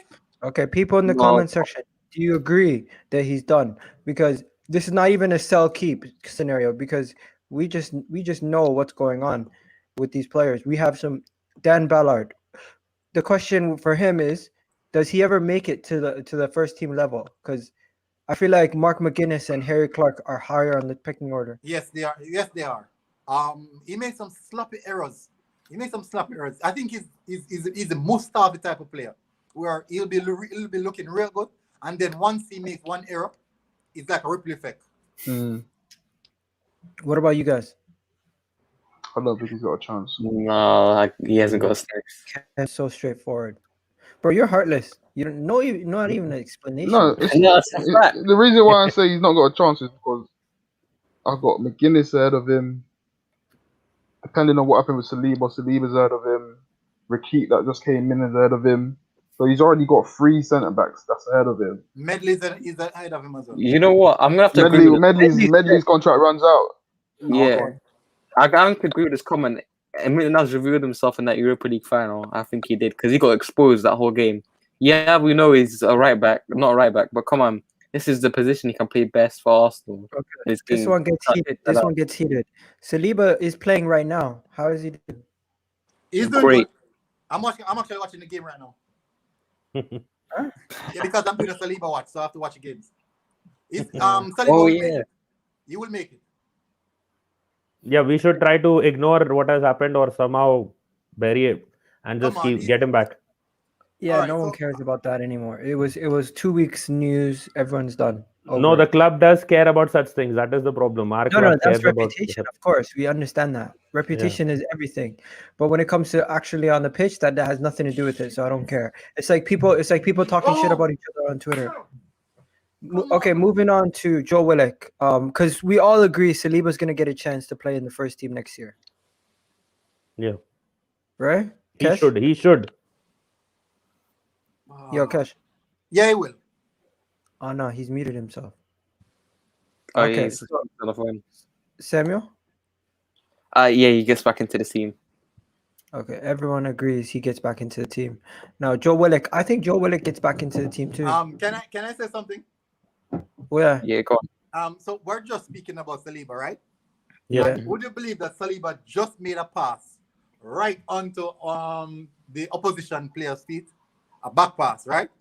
And he picks it up and immediately hits it in top bit. It was just weird. Yeah. But Are you serious? I'm dead serious. I'm watching the game. The score is still 1-1. Yeah, On my they app. just scored. It was 1-0. Well, the Rennes just scored. He was playing a diagonal pass to the right winger, and he fell short. And he just picked it up and he hit straight to the goal and just hit it in top bit. Saliba watch, people. Saliba watch. See, Yeah, I'm doing my report after this. I don't really mind if he has a bad time, a bad spell there, because then he'll probably Look at that. because maybe look at this. Look. Clean sheet on the pitch. And then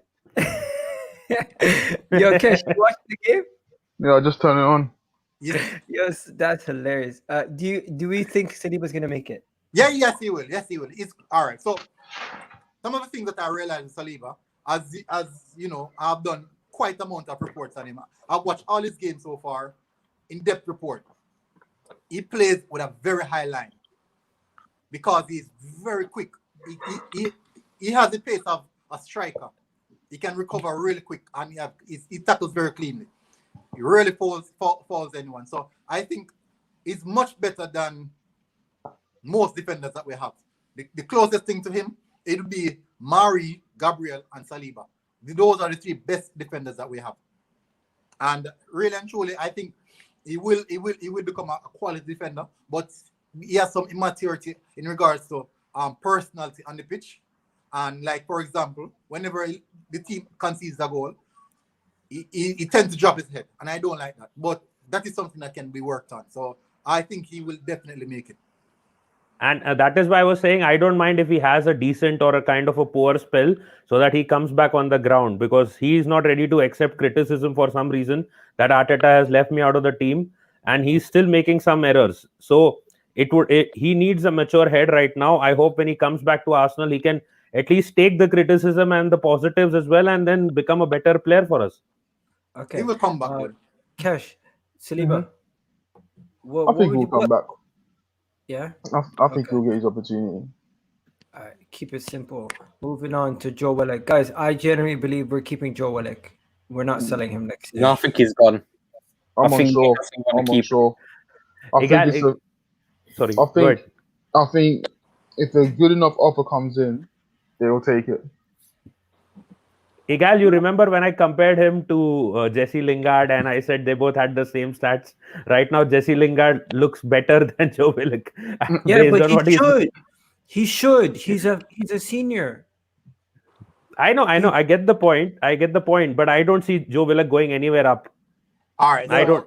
You know what? I asked Kesh this a couple of weeks ago. I said Nitish was right about Jesse Lingard. He said, so if Arsenal signed him, I'll still be pissed. Don't you agree? Yeah. But come on, Depends on the money. big club, bro. Depends on the money. No. If One we're second. big club, I can't hear him. What'd you say, bro? You don't want Lingard? Oh, Saliba. Nope. No Lingard. Look at the way that he's playing for West Ham. No. Are we a big club? Yes or no? Come on. No, if it was just a, if it was just are we a big club? Yes, we are. Okay, then why would you want to get a Man United reject who is supposedly our competition? You can't get a sniff on the Man United bench. Take Rudiger. I would take Rudiger. If Chelsea are trying to sell Rudiger, I would take Rudiger. That's the kind of players I would take. No, Egal, come on, this isn't good enough. We need. Why? No, the thing Rudiger is a good defender. Rudiger and Mustafi are similar. With respect to Lingard, I'll just say Rudiger and Mustafi are really similar. They have some serious errors. Rudiger does have some errors, but he's way better than Mustafi. Yeah, but Those errors are costly. We're trying to eradicate that out of our team. We got Rob Holding. Wait, did someone just say to get Rudiger? Yeah. What's wrong with Rudiger, bro? You're moving mad, fam. You're moving mad, bro. Rudiger's a baller, bro. You're moving mad, bro. You don't rate Rudiger? What is there to rate him about? Yes, he's a decent enough defender, but come on, man. There's defenders out there you can get that's better. Go and buy it. He's better than.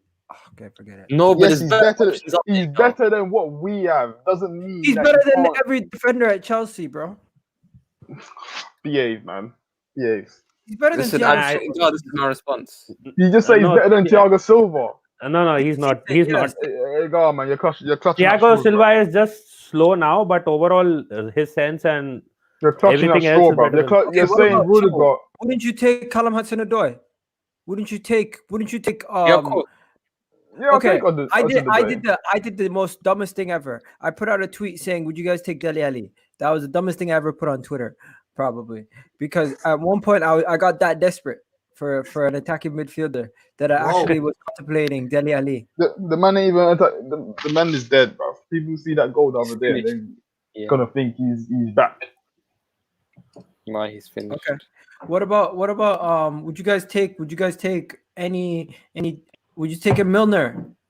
No. At the beginning of the season. No. Egal. Would you take a Gini Ronaldo? Would you take Gini Ronaldo? I would take Wijnaldum. You take Ronaldo? Yes. Even though he doesn't contribute attacking wise. Yes. He does contribute attacking wise, but not that often. It's not that he can't. It's what. Would you take Kyle Walker? Would you take Kyle Walker, Cash? No. I would. I wouldn't. He's 30. Why would you take a fullback You who's have to 30? replace him. You have to replace him within a year or two. That doesn't make no sense. We talk about Arsenal putting in stopgaps, but we want to take a Kyle Walker. It doesn't make sense. Okay. Would you take James Justin? I'll take James Justin. Yes, I'll take him. Okay. Well, at least I would have taken him. I don't know how you're gonna be off of that knee injury. Oh, true. Yeah. Okay, I got one here. Would you take Reece James? And the Reece James. Reece James is solid. Reece James is solid. But will he play regularly as a right back? Would you take Lookman as squad? No. Actually, no. We've got better players in our academy than Lookman. Would you take Ruben Loftus-Cheek from Fulham? Nope. He's a Chelsea reject. Come on, we can't be taking any player from Sheffield United. No, Sanderberg. I'll take Sanderberg. No one up for mine. No one. I'll replace Shako with Sanderberg. Sanderberg's a baller. Is there anyone at West Brom you take besides Ainsley? Egal, will you take Kieran Gibbs? Kieran Gibbs is dead, bro. But there are some good defenders at Sheffield. I mean, their attack is the problem. No, the defenders are trash too. Egal, would you take me? I don't want to Smalling. You know the best commercial ever, the best video ever? It's Smalling and Phil Jones, Chris Smalling, and you see him there in the That's the funniest shit ever. Let me find that actually. I need to show you guys that if you haven't seen it. Oh, yes. Years ago. No, but on a serious note, Sheffield does have some good defenders. I would take some of them. They're way better than ours. The only problem is they don't have a proper striker. The bottom of the league in defense. Come on. There needs to be an understanding and standards to our technical ability that we need on the pitch. Yeah. The standards of us as a football club as well. Come on. See, Ramsdale is crap. They don't have a proper striker. That is why where they are not getting the goals this time from their defensive players like they were getting from the fullbacks and the wing backs last season. Defenders' job is to defend, not score goals as well. They do defend as well. Yeah. I don't feel that Sheffield has crap defenders. When the goal is scored. Nah, man. If I'm taking a player, it's because I see that they've got eye ceiling. I'm not taking the player because they're just okay. No, Kesh, the problem is we as Arsenal fans, we want to take a player because we think they are better than what we have. So we use our player as a benchmark. And that is where the problem is. Yeah, if I'm using our player benchmark, you better be close the door. You better be what's it called? You better be looking at a player that's got Like high Saka. ceiling, like Yeah. I thought you were like a gonna say something Rapinoe, crazy. guys like that, players like that. Yeah. No, but the point is, if we had to sign a player like Saka, we would never be able to do it. Why? He Why came not? through the cap. No, we don't have the money. Any Why other not? club would compete with us, fight with us Listen, with more cash, and they would take. I'm not saying identically like Saka, of course not, because No, not I'm giving many you an players like it. example. But I'm saying Rafinha was signed for 17 mil. That's a very good player there. That's a player with a very high ceiling. When I look at Rafinha, he gives me Angel Di Maria vibes. Yeah. He's got a very high ceiling. So No, there is players out there that you can sign for a very reasonable amount of money. No, what I'm trying to say with respect to Military Guna's point, that if we see a world-class player, there will be 4 other clubs with us competing with us with more cash than us. I remember that, yeah.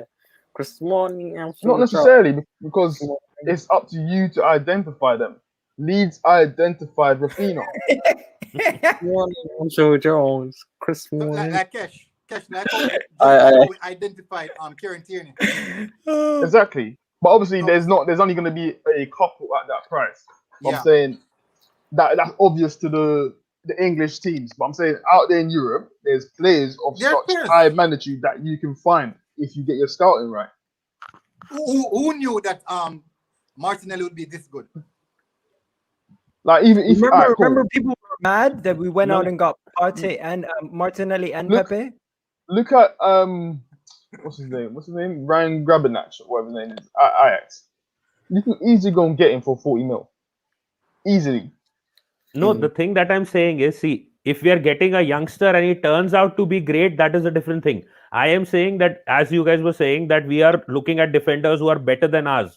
If we identify today a world-class defender, any defender that you can think of that is world-class already according to you, if we think of that, yes, we can't get them. That is what I'm saying. Any player. Yeah, I understand that. But I think that what is happening is that we as fans, we look at the market and we listen to the names that are being called. So whenever one name is being called across Europe, that is the player we target. So for example, we all know that Upamecano is a quality player, right? We all know that. No one is looking at his partner. No one is looking at his partner. And his partner, Kanute, is a solid. Injury prone. Yeah, but no one is looking at him. No, Man United is looking at him still. Man United is looking at him. He's right-footed, right? Yeah, he's right-footed. Yeah. Man United are so. Why would they do that? They are so in need of a left-sided defender, but well, that's their business. But guys, I have to leave now. We're wrapping up anyway. Yeah. Thanks for coming on, bro. Appreciate it. Thank Kesh, you. Is there anything? What was bothering you the other day? You said we have to do a video. What was that? Remember? I can't actually remember. I can't remember. I genuinely can't remember. Because you're like, yo, we got to do a video on this. Anyways, guys, we're going to wrap up. I'll talk to you guys later. Have yourselves a great day, guys. Everyone in the chat, big up to everybody in the chat. Everyone smash a like on the video if you haven't already smashed a like. I can see there's at least 45 of you guys here. If you all smash a like, you can get me over 100 likes. That would be greatly appreciated. Anyways, we can go back to finishing the loan conversation if you guys want. Just quickly to wrap it up. Kesh, are you gonna? How many of these loan players are you gonna keep? Remember, I showed you all those players. So we'll do. Where is it? Okay, guys, we're just gonna do this quickly, and then we're gonna be done. I'm gonna try to finish it. Where is it? Don't worry, I got it. So Mark McGuinness, keep, sell, or loan again. Keep, and loan again, obviously. Yeah. Aussie Tutu. Sell. I'll sell, yeah. Same. I'd probably loan again. James Olienka, knee injury, just came back to the club from his loan. So you can't really get anything for a knee injured player, so you're gonna have to loan him back out. Okay, loan or hit. So probably loan him out with the option of selling. Tyrese Jones rules. You guys keeping him? I'm getting rid. Yeah, I would keep him as well. Keep him. Why? For at least Could you another season. For at least just another a season? season. Loan him out to a Premier League club. Okay. Yeah, if we are getting rid of Eddie, You I know think what? we I need actually backup rate striker. this guy more than I rate Tyrese Jones-Jules because I've seen him put in That's some it. nice performances. I don't know. What do you think? I rate him yeah. still. Yeah. I rate him. Like he could. I'm not gonna say he's gonna have an Emil Smith. He's Rowe young effect. though. He's younger than most of the current crop. Yeah. Yeah. This guy's done. Ben Sheaf's finished. Yeah, he's Oh, finished. yeah, because he'd be on the he's web. He should have been sold last year. Yeah, Zach Medley is never getting a chance. Yeah, that picture looks weird. So Then So Pereira is already sold. He's basically already sold. Yeah. He's not coming back ever again. There's no debate about Kolasinac. What do we do with this guy? Keep. Someone recently said he's like a kid going through puberty. That's now the 4th or 5th coach who's talked bad about him. it's not even bad that he's talking about him. He's just talking about in the sense of the way he plays the game. He's not mature in the way he plays the game. Like he goes to the ground. Like I was watching the game last week. He's got the ball in the box and he literally just goes to the ground expecting the referee to give the foul when it was clearly not a foul. Those sort of things you see in under 20 freeze football. You don't see that in the men's game. Like he needs to actually mature and play the game like a man. And that's one of the things that's let him down over the years. Yeah, but the Kesh again, he's 21. So probably I would still try to keep him till at least 23, 24 and see if he can change that. No, I agree. I didn't say so. Sorry. Okay. But he needs to eradicate that over the next year or so. Okay, people, Gunduzi, does he walk into this team? no, I mean he did last year, but now I can't see him walking into this team. No. I would like to see him play with Thomas Partey. At least Listen, a if he few doesn't games. change his attitude, he can go. Look, we say we like to see him play in Thomas Partey. Yeah. There's a lot of things he needs to get in his game for him to be a perfect partner for Partey. Because, listen, Partey is not a DM. Partey is not going to sit to help him out. So he's got to be very reassured in his progressive passing and also in the way he defends. But for me, his defending is very off. It's very off. He will be better in a 3-man midfield than he'll be in a double pivot. Okay. No, I get gone. He's gone. He's done. Why? I think he's done. He's done. I think there is already a selling clause. There is already a selling clause. The deal is done. What? There is a clause in his contract, loan to buy. I didn't know that.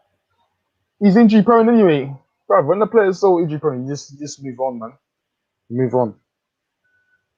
I wanted him. I was desperate for him to make it. I wouldn't be surprised if he made it and then somehow like came back to like a Liverpool or something now. Because that's what's going on. I doubt it, Egal. No, man, I think I have more fear of Guendouzi doing that or some of the other players doing that than him doing it. Okay, Mavropanos done. Anyways, so that was all the loans. We've already gone through Willock, Saliba, and everybody else. So yeah, that's it for today, guys. You have yourselves a great day. That's what, 3 hours? Holy shit! I realized. Yeah, man, don't know. Thanks for doing this, and everyone watching. Peace out, guys. We're out of here.